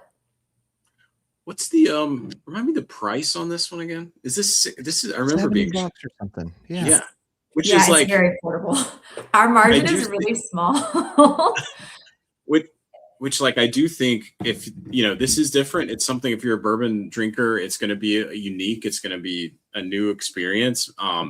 It's something that for that price, right? Like I've got so many other bottles here where it's like it's definitely. I was really impressed when I saw that price. That was something we learned because barley is expensive, the barrels are expensive, everything is like, really hard to do well and not cut corners. And one of the things we heard from people all the time was, I love your whiskey. This is my anniversary whiskey. This is my once a year I get to buy this. And it kind of broke my heart because I wanted to be like, I want it more accessible than that. And thankfully, we're owned by the Moore family. Being independently owned right now is a real gift. And they understood the vision. This is a family journey out of love, and they want people to be able to access it. So, I mean, shout out to them for letting me spend money on really expensive casks and do things right. And then like just say, we're not in it for the profit. We're in it for the love. That's rare. Yeah, Nancy can't quit piling on the love. She says, one final thing, Amanda Cigar Blend malt is very close to the original Cigar Blend cognacs from 35 to 40 plus years ago. The genetic similarity is striking. So means the world to me. Yeah. I mean, it was being over there with her and having Armagnacs and cognacs from, decades to sometimes over a century ago, and seeing that really stuck in my head too. So I think about those all the time, and I'm so grateful for the learning moments I've had with her. I'm having my second pour, and the more time I spend with it. Yeah. And I think it is a slow down whiskey. Yeah. What happens too, I think to me, and you were talking about, like your collection, and got kind of the same problem going on around here, is that in a night where you're doing pours with friends, or you're trying to do some tasting notes in a book, typically you'll go from one pour to the next pour to the next pour. I find that when I do take the time and just sit with a bottle and spend a lot more time with it, it really starts to change and transform. And that's, what I think this pour needs to do. Like, I think you need to spend time with it so that you continue to get those intricate complexities that come out, because you're not going to get those just slamming it or just, taking a simple pour. You really do need to spend time with it. And you know what I want to do so bad? I wish I had some chocolate for my charcuterie, because Oh yes. I'm telling you, I think chocolate with this would be dead on. Yes, that's cigars and chocolate, match made in heaven. Yeah, it should be rolling out to Virginia ABC stores now, or you can just order it online from Distillery.com and have it shipped to you. I love that you said slow down with it, because I want people to feel that, like, oh, hang on.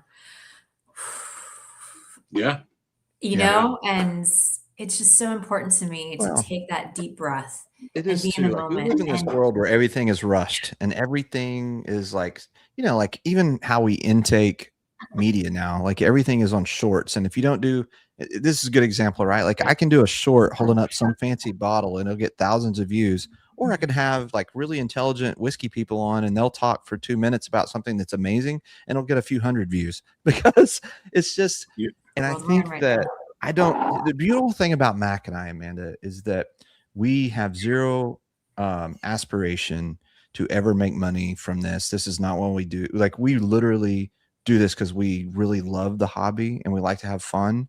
And so we like to have people like you on, because you're very thoughtful, you're inspiring.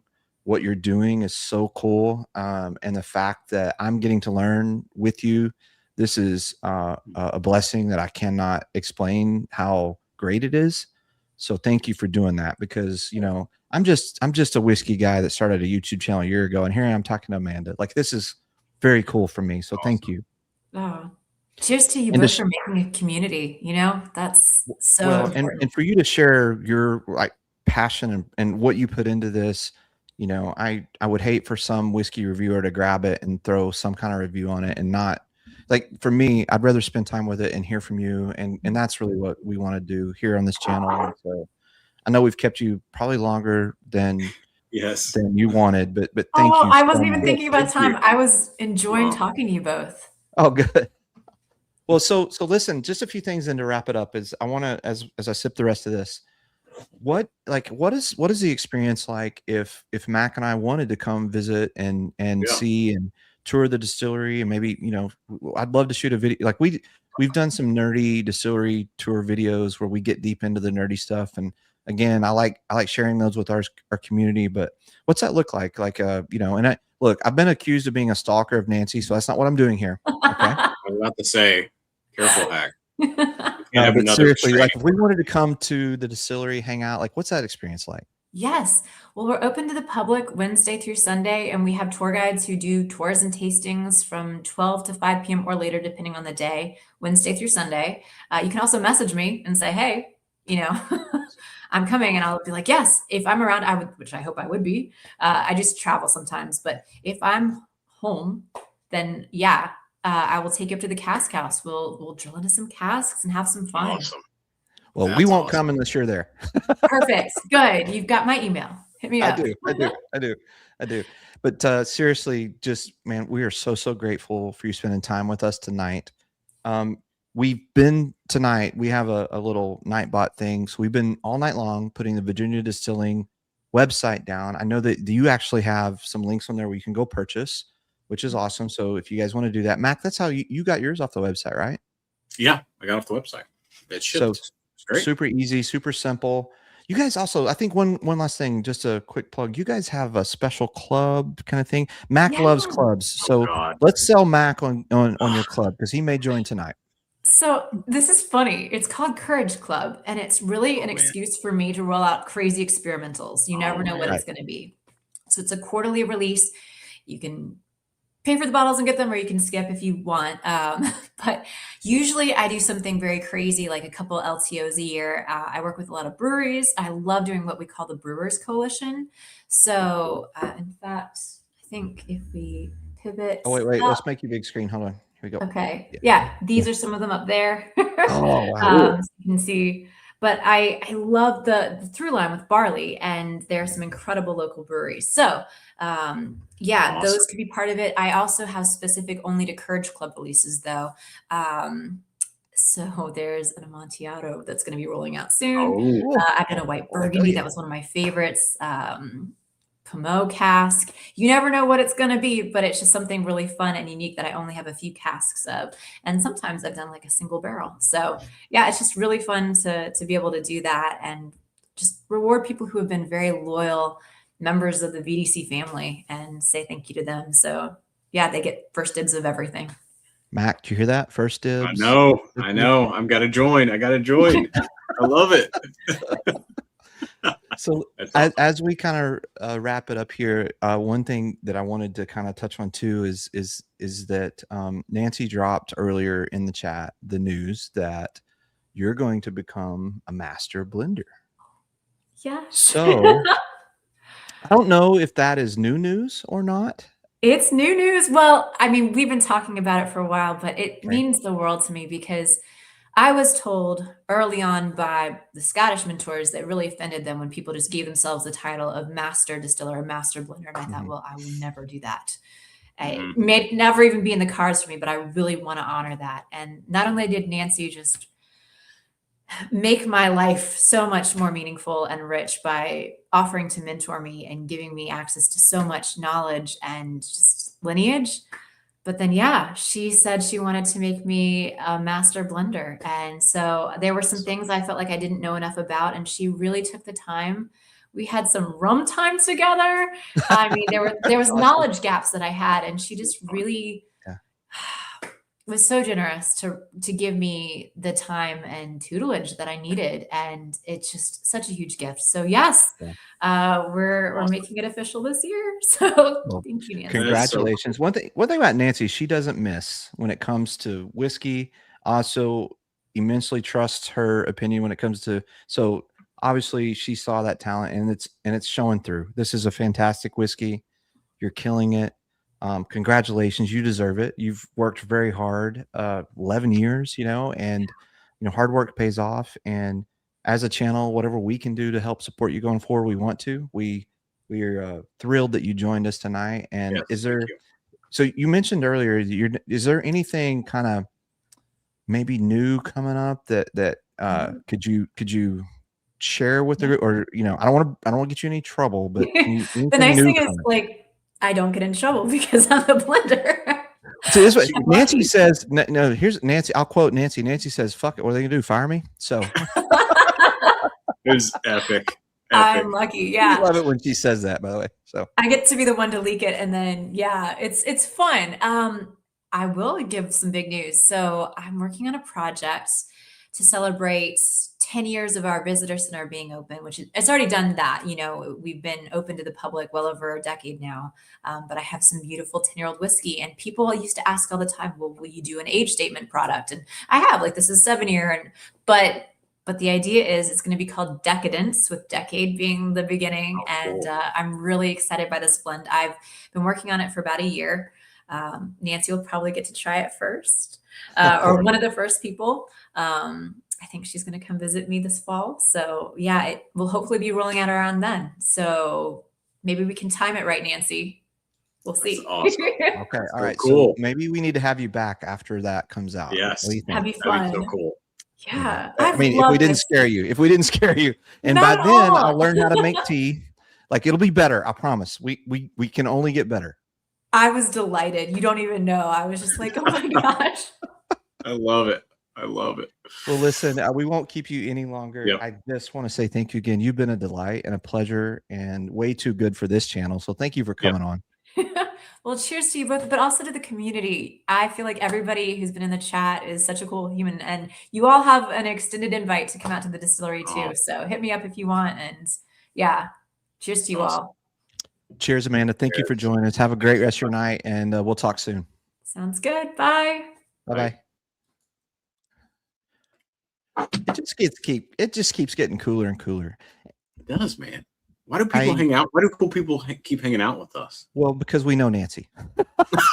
It's true. Thank you, Nancy.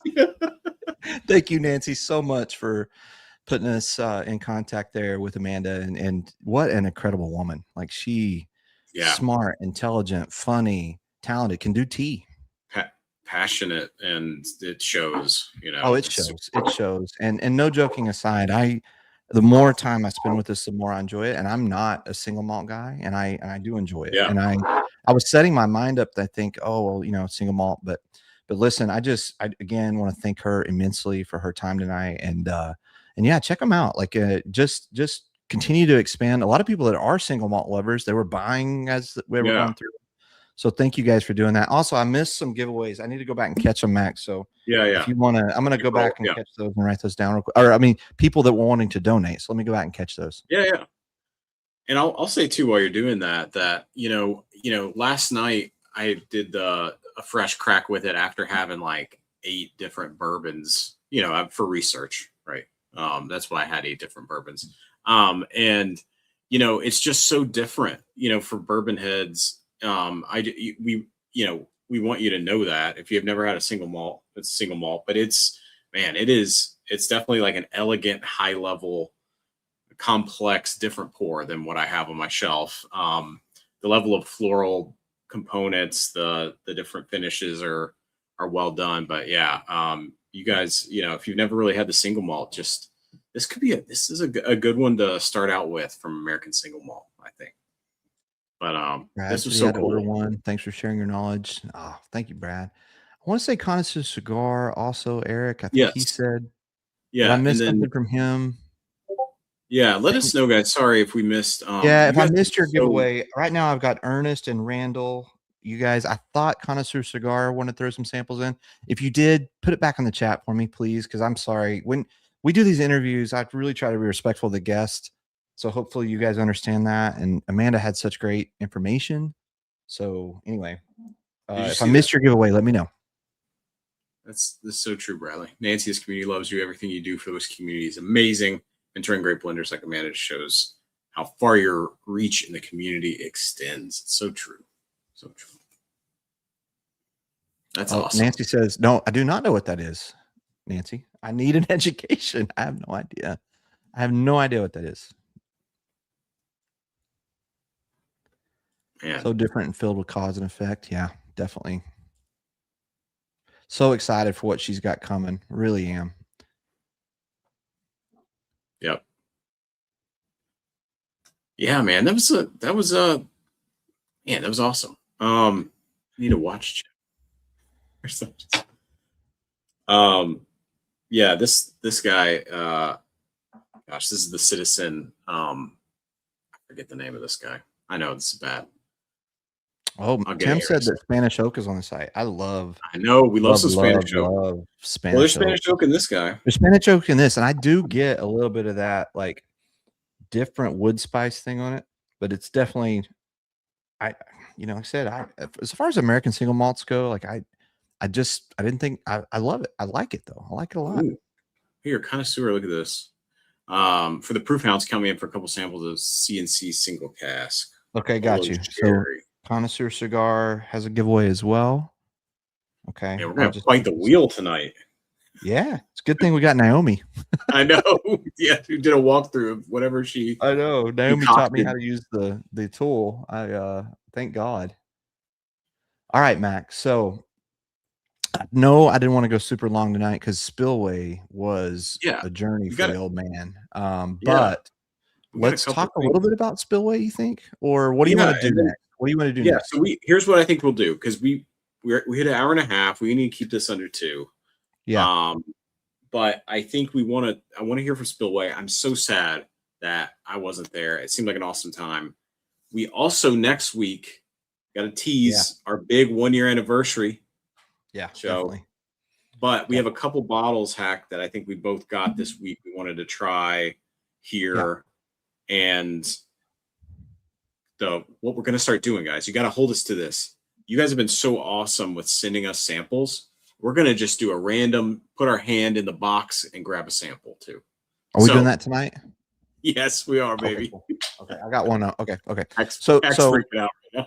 So listen, that sounds like a lot more than 30 minutes. So I don't know how we're going to keep it under 2 hours, but we'll do like one bottle that we grabbed this week. Okay. And, so we'll do one bottle. We'll do the sample.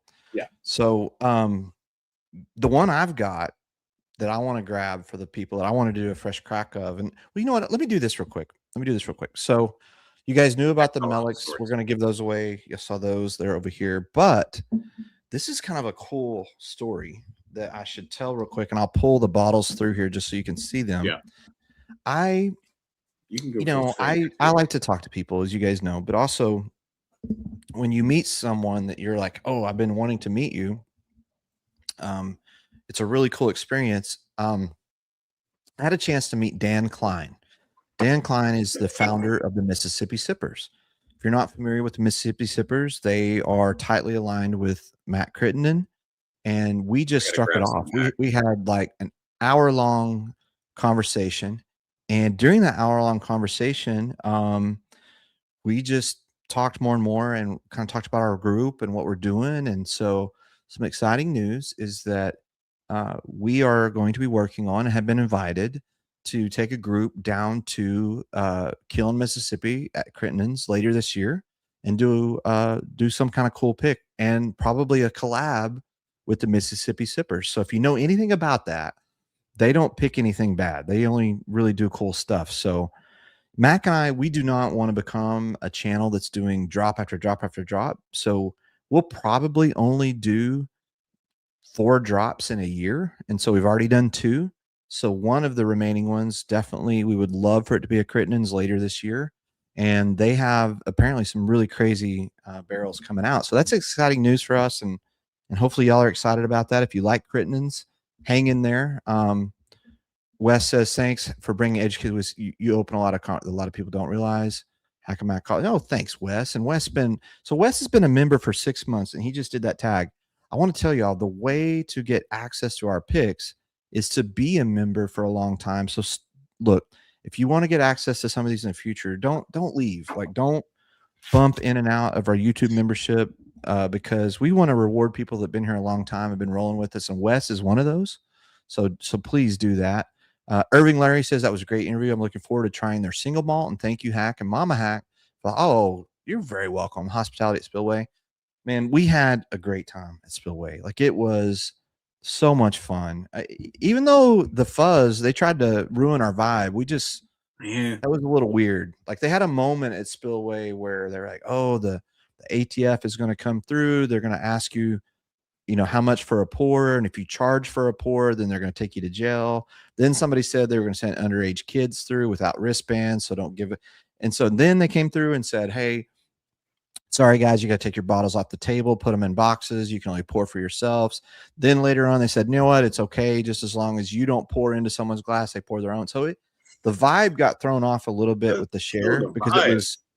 But other than that, I mean, it didn't ruin a good time, right? It did. We used to be a country. What? We used to be a country, man, and now we got all this. Yeah. Do you go? It's a joke, but all right. All right. So I got some Crittenden's at the drop. I got the sherry finished. Oh, nice. What you gonna crack? I got the bluesberry, and it is bluesberry. I got this one from my girl Candace. She went and picked this one up, and this one you may have gotten this one too, Mac. This is a crazy bottle. This is a crazy bottle. This is a whiskey hazmat, American light whiskey, finished in PX sherry and toasted pecan. This is 157 proof. Oh man, that's something. And then I got a bottle signed by Matt that Brad turned me on to. Brad Cook did. I've never seen this before. This is just a very special release bottle that they did. And if you look at that label, and it's hard to see on there, but down here on the tombstone, it's got the Mississippi Sippers label, and it's got 1031. Well, the other founder with Dan Klein of the Mississippi Sippers, his birthday is on Halloween.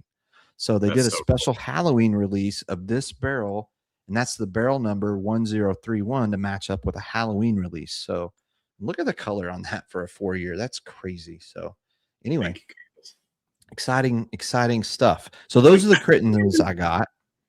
They also had this one, which you've heard me talk about this channel a lot. Brad with the Chattahoochee Whiskey Club, Silver Springs.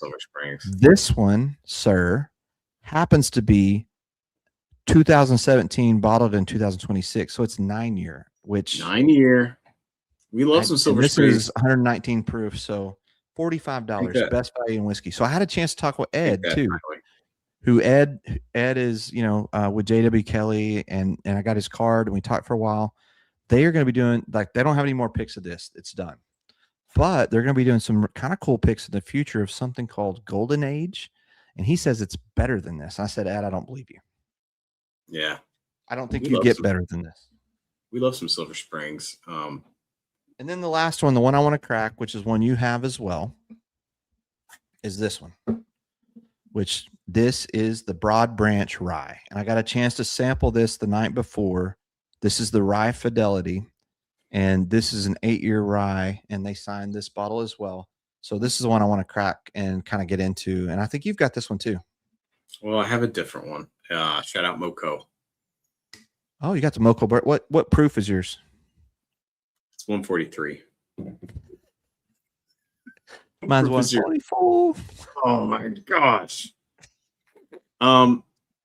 That's awesome. While we crack that hack, I do want to say, because this whole week, we're counting as our 1-year anniversary. And I got a very special gift today from the producer. Oh, you did? Ooh. Are those cookies? These are cookies. Look at this. Thank you to Naomi. She sent these awesome cookies. Whiskey should be fun. Hold on, I'll be right back. I can get my pocket now. Yeah, no, you do you. Look at that. How cool is this? There's a ton of cookies. That was so thoughtful. Thank you so much, Naomi.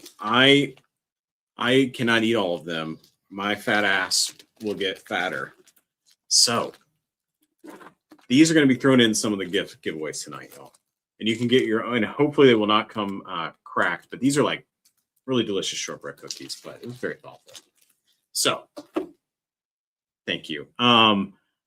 Yeah, I've had a couple of those today, and I will say, with tea, they're killer. Cookies and tea? Who would have thought? And also, she did text me after I said, thank you and all of that, between the quilted, the tea, there's one more thing that I've fully entered like grandpa territory that I like: cookies, tea, quilted things. We're getting to grandpa territory. And you know what? I'm fine with that. It's And just no, I like do not Mama have Hack it. says, you're a layered individual. You're very layered. Oh, yeah. You got layers about you, which is kind of cool. We can see face looks around her. Oh my god, that's so brutal. That is brutal, Sydney. It's AI. It's AI. Okay, it's Yeah, AI. AI does. Yeah. That's funny. That's very funny. So did you get to talk to the Broad Branch folks? Were they there? Yeah, you know, those ladies are so nice that run that distillery. I should remember their name, but I don't. But so I asked them, I said, hey, you know, what does it look like if we wanted to do a pick with you guys? She says, oh, yeah, you can do a pick with us. It'll be 2028. I know, said, right? We're never Put me in line. put Put us me in down. line. Put us down. But if you don't know much about Broad Branch, they're out of North Carolina. And you may or may not remember that my guy Mac picked their rye as his rye of the year last year. I did. It beat President's Choice. It beat Detling. Yeah. Here we go. Cheers, my friend. I'm a little upset that you have one more proof point than me. You get a sample, maybe.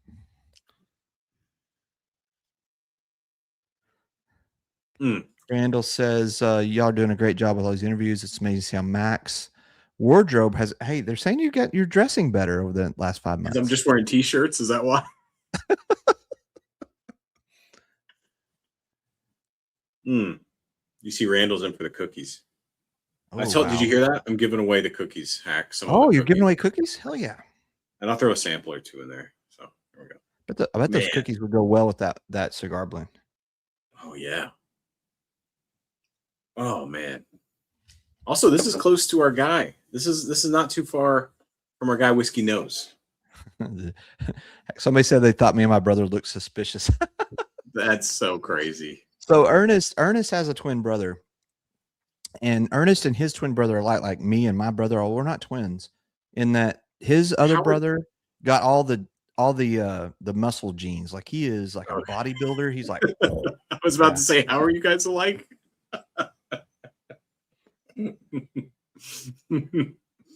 We love Ernest is the man, which by the way, Ernest early on gave me a bunch of tequila samples. I have not forgot.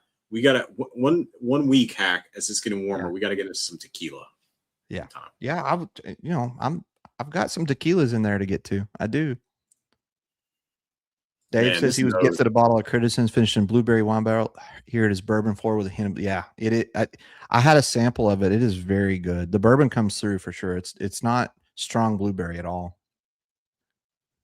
What do you get on the nose of this guy? Jolly Ranchers, like green apple Jolly Rancher. Just like candy on the nose. I get that. I get some mint on this guy too. I'm not getting a ton of mint on this one at all. Oh man. Oh, good God. So it has a crafty thing, right? Like, but that is something that is like really beautifully run. Maybe I'm just into crafty ryes, like maybe I'm fully there. Yeah. But I feel like most people would love this.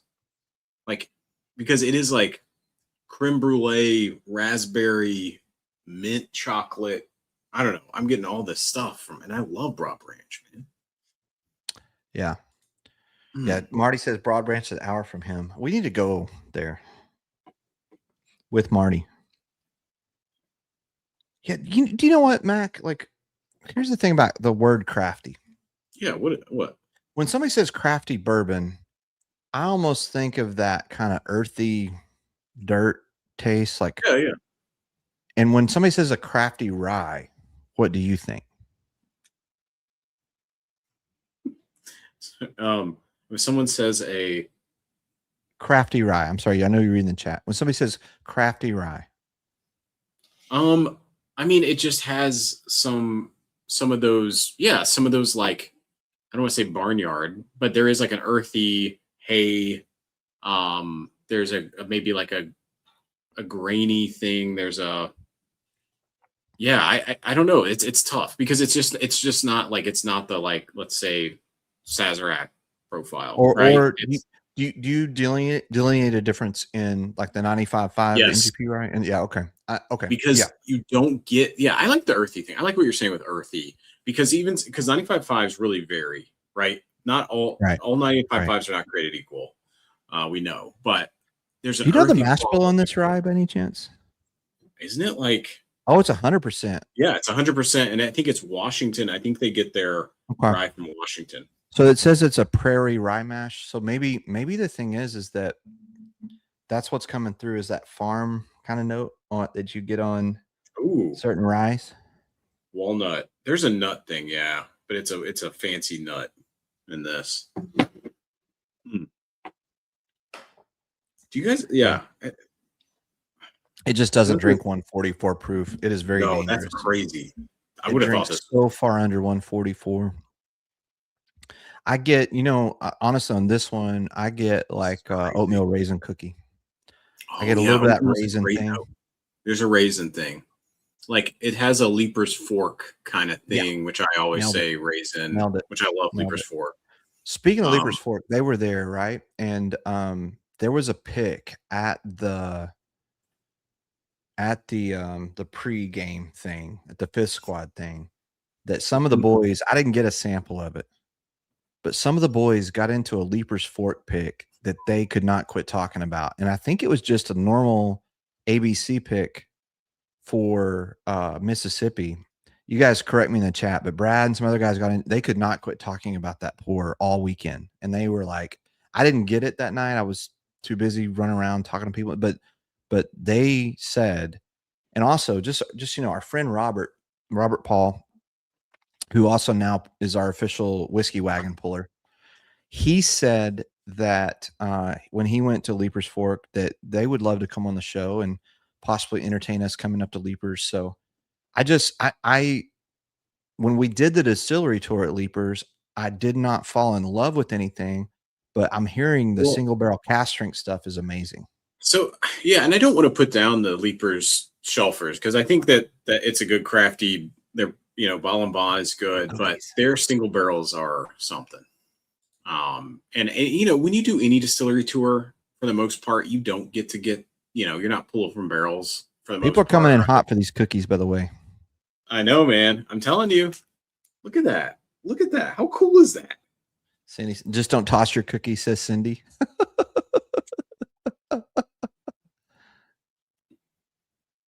And also Naomi, where are these from? Is this a local?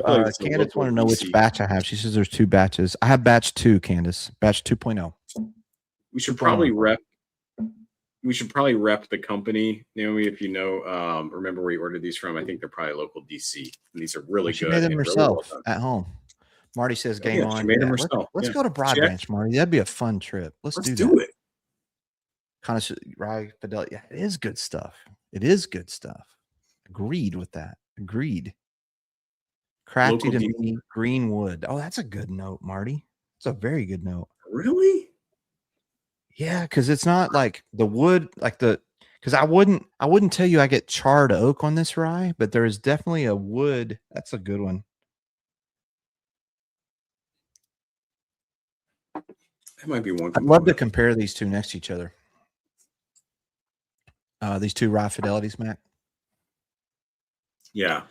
Did you say the Silver Spring Sweet Rye? Yeah. So Cindy, Ed confirmed, and other people have said this. They're not doing any more picks because they don't have more whiskey. So the picks that they have that are out, they've been done for a while, for months, and so it's going to be years before they have any more distillate because they only contract distilled a certain amount through New Riff, and they had no idea it would be that popular. No idea. And the sweet rye silver, it's been flying off the shelf. It's already. So if you got them, hold on to them. I have 4 different picks in there. Yeah, I got 3. Man, yeah, but these Broad Branch hazmats are special. There's really nothing else on the market like that. It gives a little Detling rye, which I love the Detling rye, but this, just in my opinion, takes it up a notch. Yeah. Thank you, Chris, Brandon's brother, for the $20. Thank you, sir. Good luck to you tonight. It's going to be a good giveaway tonight. So So just so I've got it right, I've got the And we- four bottles. Yeah, we're giving away 4 bottles, 2 Virginia Distilling Cigar Blends. We're giving away 2 different Melics, and then we're giving away 3 different sample packs. One from Ernest, Randall, and from Connoisseur Cigar. I think is what I got. Okay, well, and then there's the cookie pack with my Broad Branch sample. Irving Larry says, and Irving Larry, I don't often tie names to usernames, so I'm sorry if I don't know your name. It's not on purpose, but I think it was my ABC store pick of the weeded mash bill. People were going crazy over something. If that was the one, all my boys in my group that tried that, they were all like, that was the one.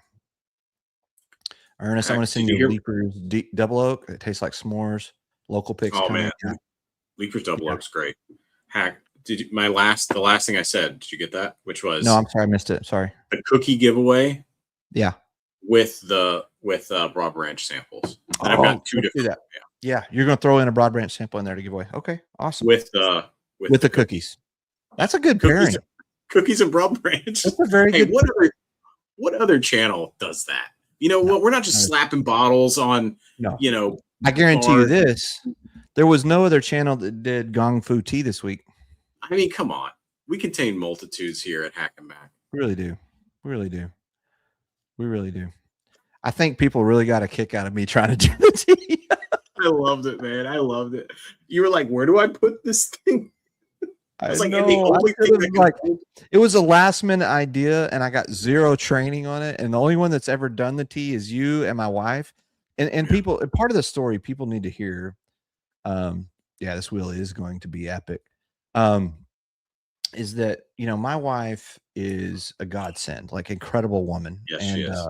And that's another cool thing is like featuring women in whiskey is something that's important to me because my mother was and your mom too, Same. right? Like that's our, like both you and I kind of grew up similar where our moms were they were the shit, right? Yep. And so you and I both have a very high amount of respect for women, and it's important. Absolutely. And so if we get to feature the women in whiskey, that's really cool. I didn't want to ask that question because I don't want to belittle her because she's just a great blender, right? Yeah. Actually, isn't that cool where it's like we don't even need to talk about it because she's a badass. No, she's a badass. It's like, but women in whiskey. I kind of hate that question. It was like, what does it feel like to be a leader woman in whiskey? Well, maybe not just a woman. Maybe she's just a leader. Maybe she's just a badass. Yeah, she's just a badass, like Nancy. I mean, I could sit and talk to her for a long time. Like her intelligence level, like she just. I know. I felt like we just got at the just started to scrape through the surface there. But man, I think that's a future guest we'd love to dig in and get nerdy with. Thank you for the super chat, $1 Bill Texas. Let's go. He's in it. So listen, also there may be a lot of new people here, Mac. We had like 30 people come up and subscribe at the table. I had a little QR code. So anybody that's new here, we go live every Sunday night. We don't always have really cool guests, but we have fun. Next week will be our 1-year anniversary stream. We're going to line up some epic giveaways. Like we really are. And there's going to be at least one giveaway that will not require any super chat at all. It's just going to be something I want to I love it. And it's going to be a family episode. You know what? Family episode. You know what? It's us. You know what? For the free one I want to do. What? I want to give away some of my favorite stuff I've ever got, plus a sample of this bad boy. Damn. Can I sign up? I'm going to send you a sample. I'm going to crack it tomorrow. I'm going to send you a sample of it. And then during our 1-year anniversary, we're going to try this live on stream. That's so cool. But we're going to give away a sample of it plus a bunch of our favorite samples with that. Yeah. But Heaven Hill 22, I was lucky enough to get it. I want to share with somebody. And then I've got the bottle share Friday night too with the Basement Brothers. We'll get into this one. Oh, you know what? That's so nice of you, man. Because that's like bucket list for me. I think maybe next week I'll throw in Jack 14 and Beacon sample. Fuck yeah, let's do it. We'll just do some epic shit next week. Epic shit next week. Yep, this is what we do. So if you're new here, that's the kind of stuff we do. We love to share. We love to give away stuff. We do drawings like we do tonight, but we really try to make sure whatever we do in drawings, we try to put it back into the channel to give it away. So yeah, Randall's going to throw some Oreos in his. Randall, don't mess around. I like some Oreos. Hey, is there anything better than dipping Oreos in milk? And also, my son taught me a technique on how to dip Oreos. Did you know, like, if you take a fork and you put it into the filling of the Oreo and you hold the fork in, you can get the entire Oreo in there and you don't have to get your fingers.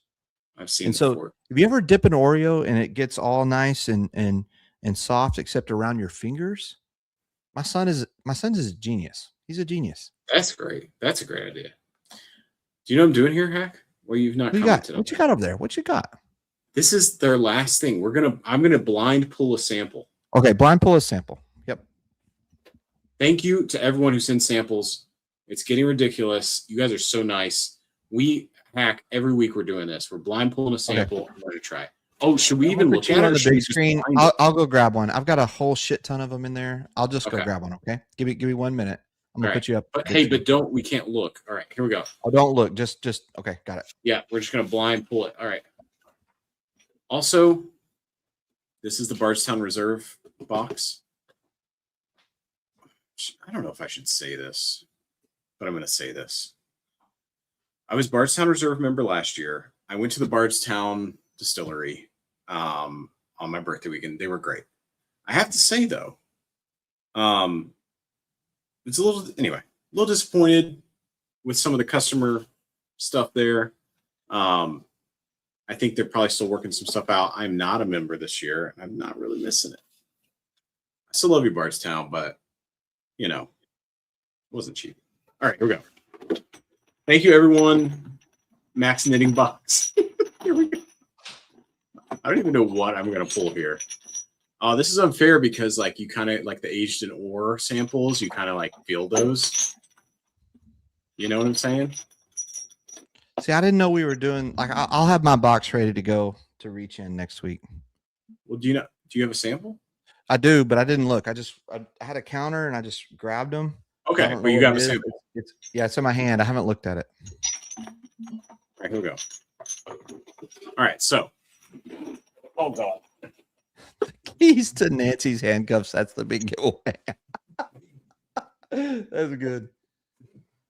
All right, I'm gonna pour this and not look. All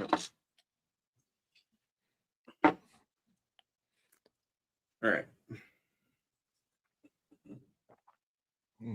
God almighty, that raw fidelity is fantastic. The new labels broke Mac's heart.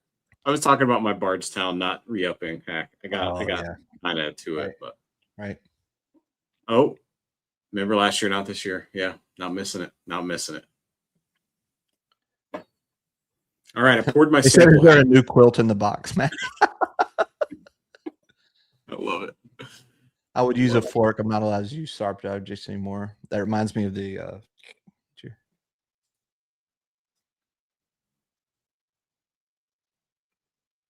You have a college team you cheer for, NBA team. So I went to Texas Tech University, so I'm a Red Raider, tried and true. I don't really watch a lot of NBA. I'll be honest, but yeah, that's me. Mac, do you have a favorite college team? I'm an Ohio State fan. My dad and that side of the family is from Ohio, and that through and through. That's me. Yeah. Oh, NBA, Paul said that the Leaper's Fork, it must have been the Alabama Peck weeded bourbon. That must have been what it was. Sorry, I'm behind on the chat. You're ahead of me. I'm sorry. I-O, baby. All right. Handy Rackham Tech. Heck yeah. Guns up, baby. Guns up. Are we allowed to say guns up anymore? I don't know. Yeah. I want to say it. Guns up. Yeah. Right. My uncle was buried in an Ohio State coat. Really? That's that level, my friend. Okay. What was the sample you chose? Well, I don't know. So that's what I'm saying. It's blinded. So so just pour it and then don't. Pour it. Okay. Yeah. Okay. So I didn't look at the label. I've got my hand around the label. And we're going to do this every week. My thumb. This is kind of like the tea experiment. Okay. I'm putting it over here. I'm not looking. I just didn't really understand this segment that we're doing a lot. I know Hack's freaking out because I just added something in here, but no, it's all good. I love it. I love it. Nose is great on this. Wow. Thank you to whoever. What's your here we go. We're gonna say with nose what we. Okay. This is gonna be bad. This is gonna. Okay. I'm gonna pay for this. Okay. Nose feels very traditional Kentucky on the nose.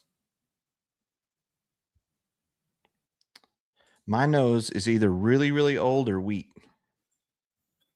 And I'm going, just because of the color, I'm going, this is wheat. This is like traditional Kentucky. But it's like a sweet wheat. It's like it reminds me of 1792 sweet wheat on the nose. If you nail that. All right, here we go. I'm going in. So. Okay. Me too. Oh. That's a good wheat, though. That's creamy. That's buttery. Here's the thing. That's rich. This is tricky because we had so many weird things tonight that come into the anyway. No excuses, Hack. We play like a champion. No excuses. No. You're also not as deep into the pour. You need to just do like 3 high-proof hazmat blinds or whatever the hell you tried to do that night. I know. Did you think I was leaving when I? Yeah. Hey, I'm always keeping my eye on Mac. I don't know if he's going to leave. So, did Hack pour a sample in the tea animal? I did not pour it over the Pokemon. It's a tea pet. It's a tea pet. Get it right, Dave. We got some OH. Oh, Kyle's got a good point. The new segment's great, but it needs to be poured into paper coffee. Yeah. I have to say that was crazy. You couldn't even go to the lobby and be like, "Give me a glass." I could have, but I was lazy. Okay. All right, Hack. Do you have any guesses? Mine, I think. Oh, you got a Longhorn fan. All right, we see you, Longhorn. Okay, bring it on. Bring it on. Got to drop. Frank's got to go. I'm sorry, Frank. We're staying on longer. We should. That's all right. Cheers. Got to go. If you're at Sagamore this weekend, are you going to be at Sagamore this weekend? I'm there this weekend. Would love to see all the Baltimore. Do not have to be present to win. If anybody wants to log off, you can. It's all good. All right, Hack. I'm going to say mine's traditional Kentucky. I thought this was like a Sazerac product. And then I tried it. It tasted maybe finished. It's got a grapey thing. It's good. I think mine is weeded. I think it might be a Bernheim. It's either one of the Bernheim barrel proofs, or it might be like that anniversary one. I haven't had it yet, but it's really good. It's very creamy, buttery. It's like I don't know, like the mouthfeel I get on really good weeders when they don't lean into the hay or they don't lean into the wheat too much. I like them a lot. So that's I don't get a lot of proof on this though either. Well, let's also say, do we like it? Like how much? I think that's one thing. Like we can try to guess. That's how much will you pay for the bottle or how? What, yeah. Like, would you buy this? I definitely would buy this. I'm not the biggest weeder fan. So if it's not a weeder, then I'm gonna be fucking stupid, but I would definitely buy it. I would spend $70 on this. I'd buy mine. I'd spend 85. Okay. Should I reveal? Yeah, you yeah. Oh, this is the Peerless Single Barrel. It is rye peanut brittle. It's a rye. I said it was traditional Kentucky. Oh, nice. Rye peanut brittle, 108 proof. Thank you, Robert. Wow. So I said traditional Kentucky, maybe Sazerac. How weird that, and it's a rye. Anyway, Peerless is with their single barrels is crazy, but they can trick you with their ryes though. Like their ryes are tricky because some of them lean bourbon forward to me. Yep. All right, Hack. What about you? What say you? let's see. Where is it? Is it the open one? Yeah, it's the open one. Okay. Wow. What is it? I love This this. I love is this. this is Southern Collective Wheat Whiskey, all your Wheaties, HGV single barrel, 113 proof, 8-year from Missouri. This is from Ed. Wow, you called the wheat, man. Way to go. Yeah, I'm getting better at that. It's either like it screws me up so much where I'm like, oh, is that really old? Or is that wheat? Like it messes me up every time. Is it that weird that weird mash bill? The Yeah, I don't know. I don't know what we'll have to ask Yeah. Ed tomorrow because he goes Yeah. to night early. But when it says Missouri wheated, is that ooh. Well, is it McCormick's? our guy that did the 300 Oh. barrel blend? I mean, are people sourcing from Holiday? I don't know. I mean, the only Missouri I can think of is why can I not think of them right now? Holiday. Holiday, thank you. But Yeah. what year is it? 8-year. Yeah.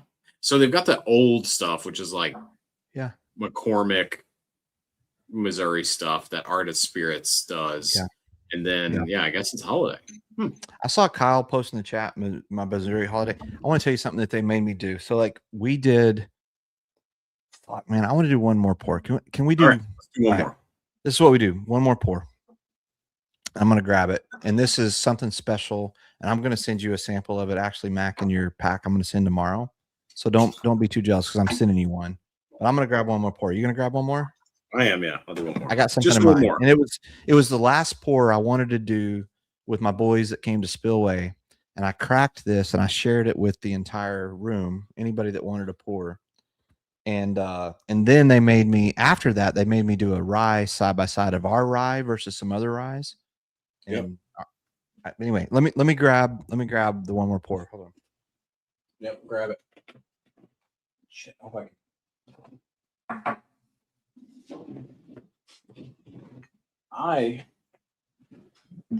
I gonna do What you got there? Oh yeah. How do you say it? Is it Epoch or E? For the DMV for the Maryland folks, Epic. Yeah. Epic. Okay. I don't know. Epoch. Let me know. My pronunciation. It's gonna take 30 minutes to spin the wheel. That's a good point. I love that I said Islay. I love it. And Amanda was so nice. She didn't even blink. I was like, I was hoping she would rip. She's so nice. I'm an idiot, and but I honestly, like, I'm not bullshitting. Like, people are like, I met people at Spillway. They're like, before I met you, I didn't know if it was an act or like you're really that dumb. No, they didn't say that. They just no, you're not dumb. No, they were just like what you get and what I do here is who we are. Right? Yeah. Like, you're not a different dude. I'm not a different dude. Like, this is who we are. And I always want that to be the case. And one of the things that we got advice early on is never play a character on YouTube, right? Like, that's so I say stupid shit like I'm gonna drop the tea bag or whatever I say, like spill the tea bag, like whatever. I mean, but it's just shit that comes out. I don't mean it, but like, it's not an act. It's not.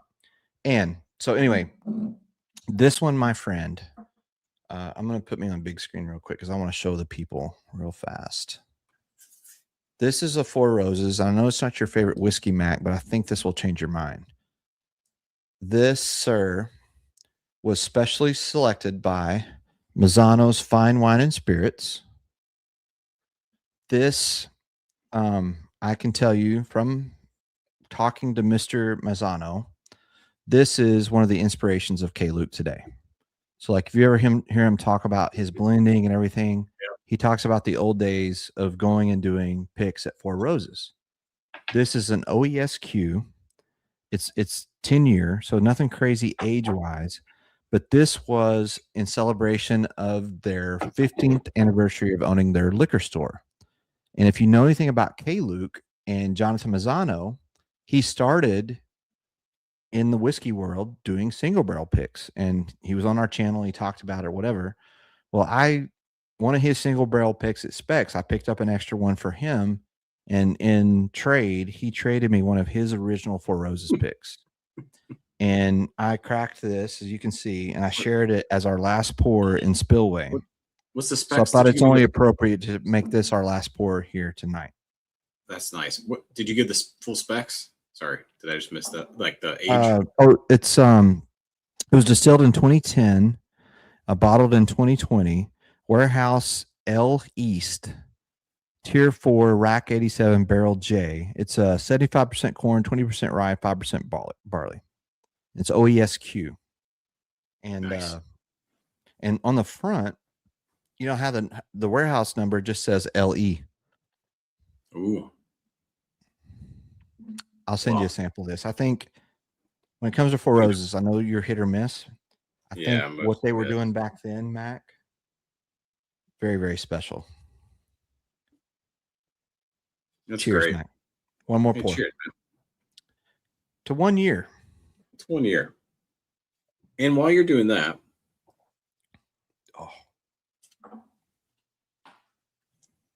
speaking of fuck me, dude. Oh man, sport mode. Jesus Christ, it's good. Speaking of 1 year, we can't say enough about 21090. We love them. This is their pick. Epic, Maryland Epic.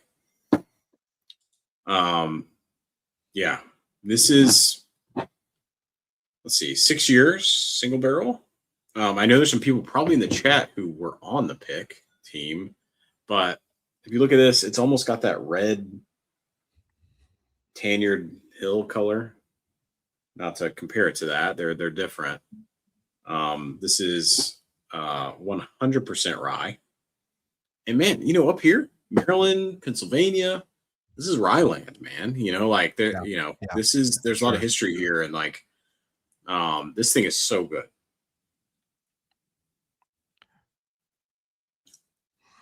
Give me your notes on that Four Roses. I've been sitting on this. I tried it, and I've tried it again tonight, and I keep trying to get better notes, but all I can get is caramel and oak. Well, it must be damn good, buddy. Must be damn good. Shirt.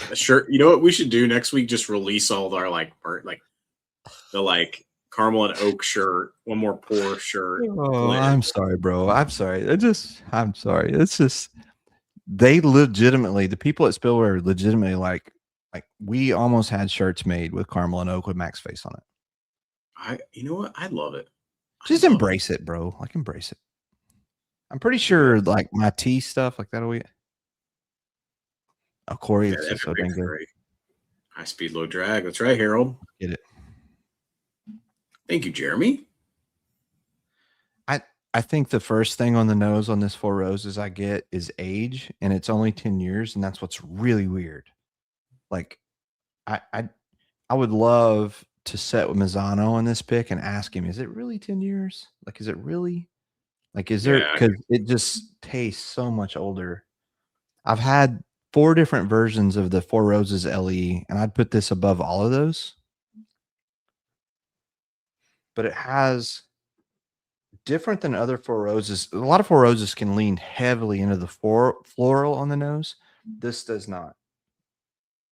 This has that rich creme brulee nose. It has a very rich creme brulee nose, which you don't get on Four Roses often. That's awesome. I have to highlight this one. Valentin Hanasek. Thank you for joining us, Valentin Hanasek. There is like this maple, it's like a maple pancake syrup thing through the middle of this.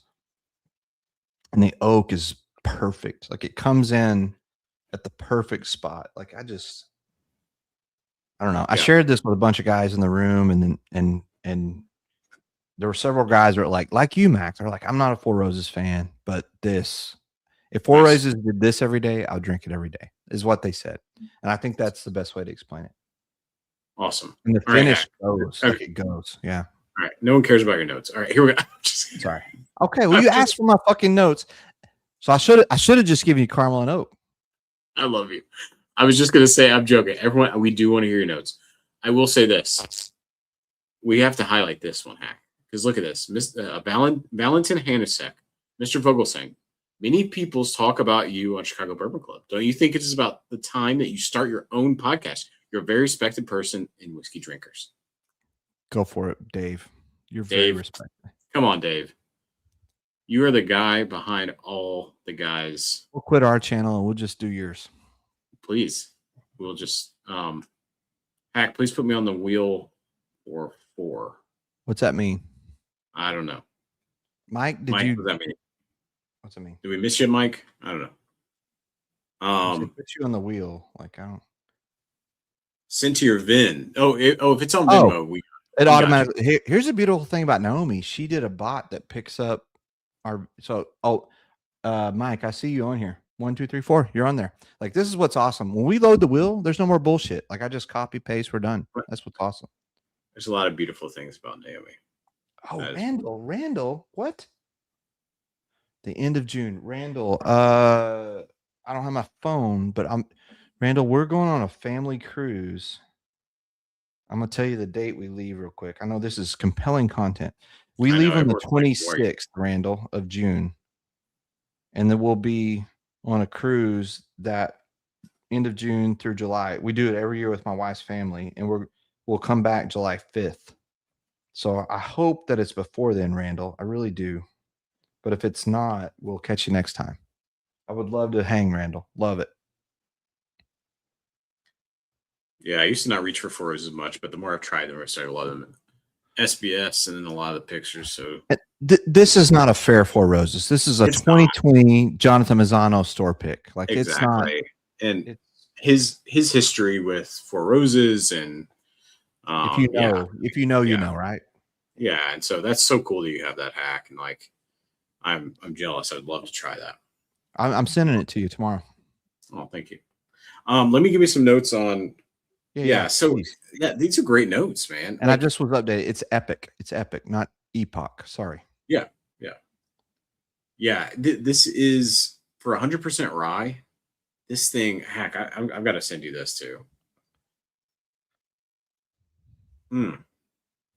Yeah, I get those molasses notes. I get a little bit of mint, but I do get dark fruit, like a plum. It's perfect. Big, like balsamic. This thing is killer. This is way to go. I mean, what's cool is like that one. I love Todd and Andy, and I love what they do because they do shit that other people are afraid to do. Right? Exactly. And like, we don't. Like, Hack, we're not the ones going to pick barrels all the time, and that's not our goal, but like, we'll pick when we can. But like, if you guys like have not joined 210, like, they are picking killer. Hack, who's picking better stuff? I mean, I am the top level. I've really there's two groups that I'm achieving top level, and I'm not top level, and I'm top level in Todd and Andy. Like I'm also they're friends, and so I feel like, kind of like Ian Sturzman is like, you talk good about people and you realize, well, I love what they do. And I also think they pick really great whiskey. And so I'm a top level Patreon for them. The other one, Mac, that I 100% would tell everybody is Rare Bird. Oh, yeah. The stuff that he picks, not only the Russell picks, but like, I'm at like 1 from the top, and as soon as I can, those are the ones I support, because I think David Jennings gets some of the best picks in the world. Like, absolutely, he gets tremendous access. So stuff he gets, So those are the 2 groups I would tell you. Like, if you could only choose 2 groups, 21090 and Rare Bird. That's for me. Yeah, I just wish they would slap bottles on the table more and do shorts. Anyway, I'll never do that, sir. Never. All right, we are over our time that we said. Let's wrap it up. Let's do this, you guys. Thank you so much for joining every week. Next week's going to be, mark your calendars. Next week it's going to be something. Yeah. Although this week was great. Every week's been awesome for me, at least. I hope everyone's enjoyed it. This has been an epic year for us. We have been on one hell of a run with guests. Like, if you look back at and we'll talk about it next week in our 1-year anniversary. We're going to do a look back at. I'm going to post some stuff of our very first stuff to show you, like, It's crazy to see like where we were a year ago to where we are now. Yeah. And I'll tell you, like, yes, we've put a lot of work into this. And Mac likes to say that I do all the work. That's not true. Mac is an essential part of this. And you absolutely on Friday night, that was one of our best streams ever. And I had hardly anything to do with it. So the truth is like I never want to do this without you. Never. Oh man. And I mean that. Like I do. Yeah, we would never. That's the only thing.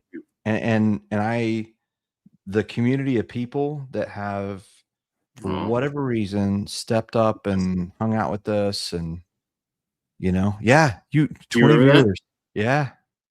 Of course, man. Crazy. I mean, I still am. Like, I don't like, I think at the end of the day, yeah, it is nice to see a lot of the view, and like we do, every person who's watching right now, like that just means a lot that you would take time to watch us. It's crazy. That's how I think we view it, Hack. It's not about. Yeah. No. It's nice to see views and stuff, but at the end of the day, we talk and we're like, just because that didn't get that level, we don't care. Yeah. We just want the community to be happy. Yeah. I've shared the example several times. It's like, I go into a liquor store and shoot a 11-minute video and I hold up a bottle of Garrison's Brother and I got 11,000 views. I'm not going to do that. I'm not going to do those videos just to get fucking views. I'm not. I'm going to do if I feel like doing it, I'm going to do it.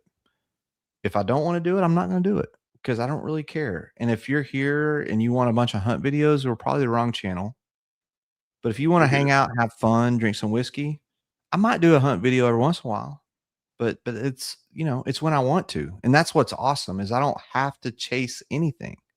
I'm just going to do what I want to do. But also I'm listening to the people that I love that have been a part of this community. And if they said, hey, Hack, we really want you to do this, I'm going to, but at the end of the day, that's what's awesome about what we're doing here. And anyway, I don't want to get sentimental, but that's true. That's next week. We'll get plenty of sentimental next week. Yeah, we will. We will. Okay. I'm going to load the wheel. Do it. And guess what, Matt? What? The wheel's loaded. The wheel's loaded, guys. Because Naomi is a fucking G. She does. I don't even know what she does for work. She tries to explain it, and I'm like, okay, I don't understand. No, she's amazing. She wrote a code that basically connects to our YouTube, connects to our Venmo, and it's loaded in seconds. So yeah, so it's loaded, it's ready to go. There will not be a one more pour in the Discord tonight because this was I went hard at Spillway and I need some rest. I will tell you all this. I will tell you this. No. Warren can sing. Warren, I want to hear this. Do not let this man bullshit you. Like, this man can sing.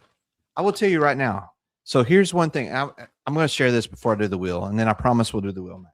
I promise. I know you're ready to go. I'm sorry. No, I'm good. Post-game gummies. I went into daddy hack mode, and before I left the share last night, I went around. I gave everybody 2 of these. Okay. Our guy, Steve Paul, who's driving back, he goes, Hack. He goes, I feel great today. I'm telling you, take 2 of these during the night of drinking, and then take 2 the next morning. Oh, should I mention we're not sponsored? I know. That's what I was saying. This is the one thing we want to be sponsored with because they work. Yeah. I just spent like Candace said something. This is some insight. Oh, Candace. I love it. Did he do the Top Gun? Like, you never close your eyes. Did he do that? What song? I want to know what Wait, song. what song? Oh, Top Gun? I know, but that's not. She's lost that love and feeling. Yeah. All right. I know that. Anyway. All right. Oh, look right here. Kyle said, can confirm. 2 of those gummies did. I'm fucking telling you. And we went deep in the pours. You should also be responsible. Oh, he's saying Josh Turner. Nice choice, sir. That low voice. He can hit the low notes. Oh, those might. Okay. Let's spin the wheel. Yep. Sorry. Spin the wheel. Sorry. Let me just say the one from The one from Whole Foods did not work, as you all know. That was my worst night and morning ever. One more time, guys. These post-game gummies. These have dihydromycin milk thistle blend to support your liver recovery in mornings. I took 2 tonight. I'll take 2 tomorrow, and I'll be a champion. They work really well. Also, we should say, Brad Cook, gummies work. Thanks for looking at. See, I'm telling you. We should also say, let's be responsible in drinking. I don't always drink the whole Glen. We sip. We drink a lot of water. But I am drinking all this Four Roses, bitch. Okay, come on. All right, spin the wheel. I'm sorry. This is where Mac's like uncomfortable. All right, I promise. Here we go. All right. I will find the wheel. Thank you all. We still have a lot of people on, which is incredible. I hope that this big ass fucking giveaway. Can I say something to Hack while you're pulling this up? That's like, yes, kind of. Harold was on. We had a great chat. I want to pull that up if it's this. Like, I'm gonna let you talk now. Pull it up. Yeah, but I'm just like, Harold was on the stream, like on Friday, Tim and Ed, and it was awesome. We had, Kyle up there and everything. It was great. And Harold said something too that made me think. He had some close friends. That I don't want to get into his story, but it made me think. I've got some close friends too. Some stuff's going on. This whiskey community, it's what it's about. Like, and that's why we're here. It's about like, he even has some of his top pours for a very special moment for his life. I don't want to give that away, but because that's Harold. Harold and I are friends, and we tell each other we love each other because we do, and I love that man. And I'm gonna tell you, he's had some fallen friends in the last year. Yeah. And one of the things that he will tell you is that this community and others, it means so much to him because it is that connection that he needs. Yeah. And the truth is that that's what's more important than all the whiskey. Is that you find connections, you find people that you can spend time with, that you can enjoy life. Because here's the thing, and we said this in Nashville, you never know when it's that last pour. Yeah. And I do. Yeah, exactly. I want to say one more thing, which is if you are not okay or feeling all right, tell someone. Yeah. And like, I think that a lot of people, yep. And I know this too, where like this community might be like what you have. I've been through that too, where you don't want to talk, but like, I know I'm not trying to get dark here. This is a positive thing, but it's like, hey, we're here for that. Let us know if you're not good. Tell someone if you want, reach out. So anyway, that was just like a poignant thing because I've got some own stuff. One of the things we like to do is charitable donations for the stuff we do. Mac, I've really been praying on this, thinking about it. And I did say praying, so I will say it. And that's great. I've been thinking a lot about this, is like what I want to do next in terms of charitable donation. And I want to donate to suicide prevention. Yeah. Because and I'll tell the story later, and I'm not going to get into it tonight, but there is a lot of reasons for that for me. And so whatever we do in terms of barrel picks, whatever, it's always going to have some element of how do we help other people. And that's no bullshit. That is what we want to do. And holy shit. And I just remembered, I'm going to tell one last. Okay. Also, I entered the End Alls Wes. Yes. Yeah. You talk put about the link on. I won the bottle. Yeah. That's awesome. Crazy. I'm going to find a way though with that bottle. I'm going to talk to Wes. I'm going to find a way to turn that bottle into more charitable donations for End Alls, whether I sample it out but I want to be respectful of the gift too. So I'm going to talk to Wes for making any promises, but anyway, I'm very blessed for that. Whatever we do, we want to give back. We're getting kind of, but here's the thing. We like to have fun, but also there's a very serious element of like, we don't want to do this without like helping other people. And whether that's through education, like Amanda coming on, who, my God, like the education she dropped on us, tremendous, charitable donations. What do we need to do? Like, that's what we want to do. Right, Mac? Yeah, exactly. All right. Let's spin this. Also, and I'll say, if you're not feeling great or down and you feel different, just tell a friend. Yeah. Right. Do that. There's always a way. There's always a way. Reach out to a friend, pick up the phone, There's a suicide prevention hotline. Reach out. Like, but And if it's even not that serious, if you just need someone to talk to, I'll talk to you. me too. So, And also, anyway, we love whiskey, but it's not the answer. it's not the answer. No. You know right, what's funny? And this kind of came to light at Spillway. There are people that were walking by our bottle share in our lobby that thought we were like, oh, y'all getting messed up tonight. Da, da, da, da. It's never about that. Yeah. It's actually that we really like hanging out and we'll sample our whiskey, but I've never had the intention of like, I'm just going to get intoxicated. Yeah. It's always about like, I really love sharing it. I really love talking about it. I really love the experience. It's not about it getting intoxicated for me. It's never been about that. Yeah. And anyway, so. All right. Well, thanks for letting me. And yeah. No. I think you and I, We're on. as usual, we're on the same page. I love you, man. All right. Let's spin this wheel. People are like, what do y'all do? All right. Sorry. Here we go. All right. Let's add it to the stage. Baby. Spin it, baby. Let's spin it. Here we go. All right. What are we All right, spinning? so Do you know all the things we're spinning? I do. Yeah. I have 4 bottles to give away. I have 3 different sample packs. If I missed any sample packs, let me know now. Yeah. I've got Ernest, Randall, and Connoisseur Cigar sample packs. Wait, let's see what Dave's. Thank you guys so much for donating and giving them. But Wow, that's true, Dave. there you go, Dave. Yeah. All right. So the first one will be an Ernest sample pack.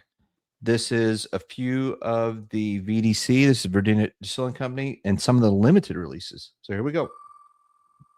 I forgot Which one is to this shuffle for? the wheel. Should I stop and shuffle it? What's this for?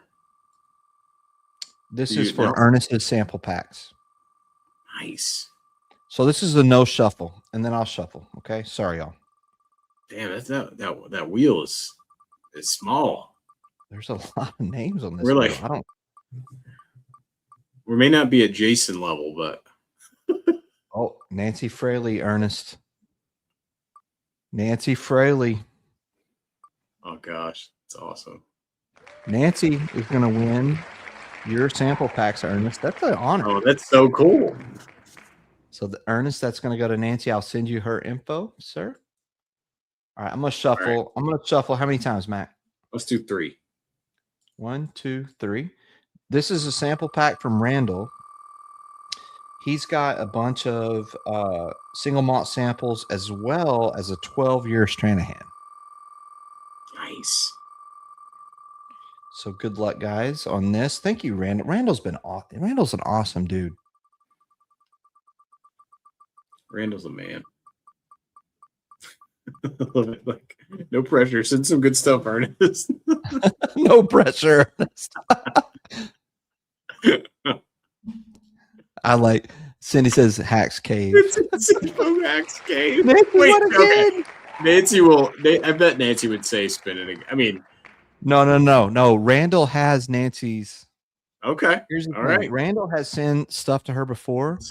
So Randall can contact her himself, and if All there's right. things that she wants, So she from here- paid, she wins. I know. I agree. Listen. As little as she gets sometimes, I she know. gets stuff from our channel. Let it happen. Let it I happen. love it. I love Yeah. it. Yeah. All right. Oh wait, I didn't mean to do that. I didn't Yeah, mean to you do that. You did. No, I didn't. There we go. All right. Okay. All right. Who's this for? What's this for? This is for the connoisseur cigar samples, which Great. I don't remember what all he listed out, but he has some cool ones. I do think after this one, because Nancy dropped a fat check in here, so after this one, we'll probably respin. But we love Nancy. Okay. All right. All right. 1, 2, 3, 4, 5, 6, 7. We'll do 7 for lucky number 7. All right. Here we go. Connoisseur cigar. I know what Nancy's going to say. She's like, I should not have won. I'm like, I don't care. You're winning. I know exactly. I'm going to make her win, though, because that's she. I mean, she she's even deserves get a tanager too. Anyway, all right. Yeah. We don't have to go there. We have to go there. All right, here we go.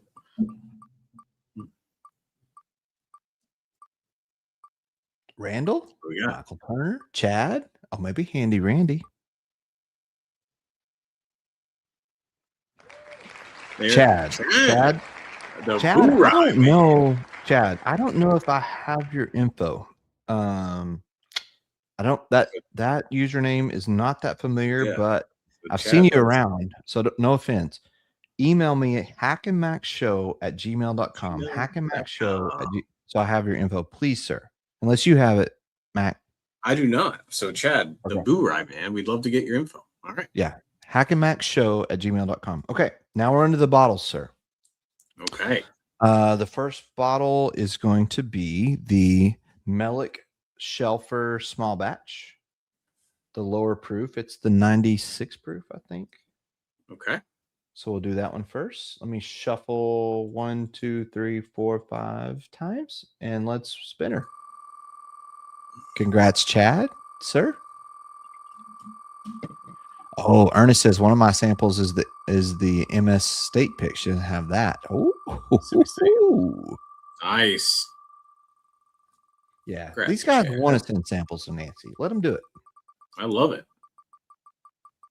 Whiskey karma is real, everyone. I'm telling you. All right, here we All go. This is for the which one? The Melick Shelfer. If you've never had Melick, Bradley Booper. I don't think they get a lot of Melick out in California. I hope he wins. Yes. Love Bradley Booper. Congratulations, sir. The next one is the Melick High Proof, the 118. Which, by the way, Bradley, I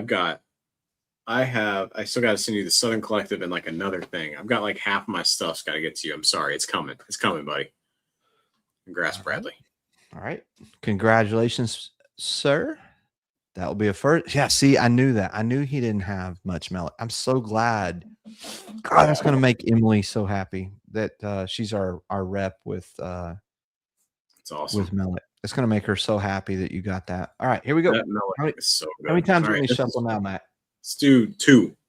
1, 2. Here we go. This is for the Melick 118 proof. Yeah, Melick Shelfer is a butterscotch sleeper. It really is. Dude, it took me years. Really is. Absolutely is. This Melick 118 took me years to find. So this one's God, the store pick at Spillway was really good from them too. The store pick that we did for Gauchos, though, look out like it is. I'm excited for that, man. Did Nancy win again? No. Randall, maybe? Randall? I don't think he gets Melick up there either. Oh, nice. Congrats, Randall. Randall with the 118. Congratulations, sir. It's only got like 1 or 2 pours out of it, I promise. All right. I'll have a couple more, bud. Next up, we have the cigar blend from Amanda. Before I do those 2 spins, she has positive energy. Do you know that? She does, yeah. Like just that brightness about her, where she just lifts the whole room. I can't wait. We really do need to go there and do a tour. I know we have to. We really do. I have to pee so bad. Okay. I'm sorry. All right, I'll finish. But no, you can. 1, 2, I love 3. it. I'm sorry. I was just I was gonna run. I didn't want you to think I bailed. No. You know, Irish exit. I would not. Amanda was so great, though. Amanda was. She was incredible. Yeah. So this is for the cigar blend. We have 2 of these to do, and then I'm gonna put the wheel like on super slow spin mode because Mac needs to pee. God no! I'm about to run over there. I'm trying to drink more water. Ernest's best job is burning out footers. Yeah. Ricky Johnson, dollar bill. Ricky Johnson. Nice. Congratulations, Ricky. Congrats, Ricky. And Max got a piece, so no shuffle. We're gonna spin her. Wait, this is for another bottle? This is the last giveaway. This is for another bottle of the. What about the and cookies? Thank you to Brandon Cook, and Tim Footdock. They both have donated these bottles to the channel. So that's so nice. I know. I'm sorry. It was great. That's gonna make. There's one more. There's one more after this, though. Hack. Oh, is there? What'd I miss? Yeah, it's the cookies and Broad Branch sample. Oh, yes. But here, this is for the bottle. Brandon Scott. Brandon is the one that donated the bottle. I think I should spin again. Yeah, let's do one more. Yeah. Sorry, Mac. Tighten a knot. Got any rubber bands? Got any Gatorade bottles? Oh, man, Should I'm I do good. like We're the good. waterfall noise? Can we? No, we're good. Come on. Come on. Oh, All right, here we go. who is it? Who is it?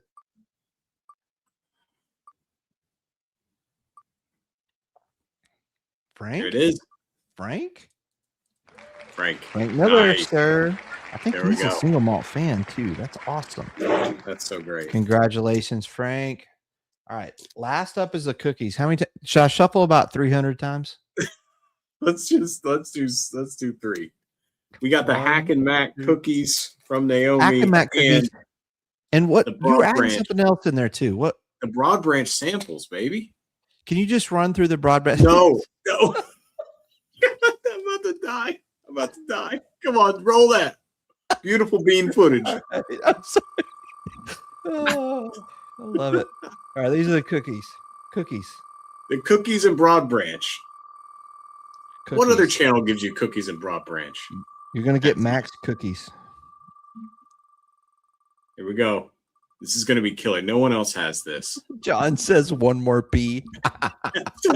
What? Look for the Glen. Set the wheel spin to take 5 minutes. I know. I feel you, Brad. I absolutely do. I love it. Oh, Robert Borden, the local. That's a local guy. There we go. Houston, Texas. That's Robert, the buddy. Robert. On That's the way, that's the man. Bourbon Bar. That's the garage. That's awesome. Here's the live sample that I we did. pulled from Yeah. tonight. That's awesome. Bro, I see your eyes are floating. This We was gotta awesome, go. baby. Next week, 1 year Next week's anniversary. epic. I love you, Mac. It's gonna be Much love. awesome. We're gonna hang out with y'all. Whiskey should be fun. Tonight was should be so much fun. Good Cheers, night, y'all. everybody. All right, cheers. So for all the people that came here tonight, Yeah, cheers. man. everybody in the room, Yeah, cheers. hey, this YouTube thing has been fun, but Yeah. it's way more fun hanging out with Yeah, y'all. cheers, And y'all. we appreciate everybody. Cheers. Cheers.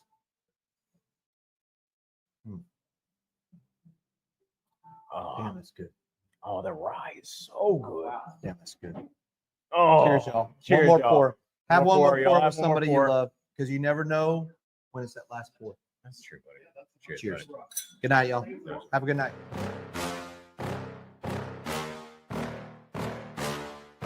Yeah. Please tell me that I can't, that I won't, that I fail, that I'll never make it out, yeah. Please tell me all the bad, never good, fill my head full of every single doubt, yeah. Please say any negative thoughts.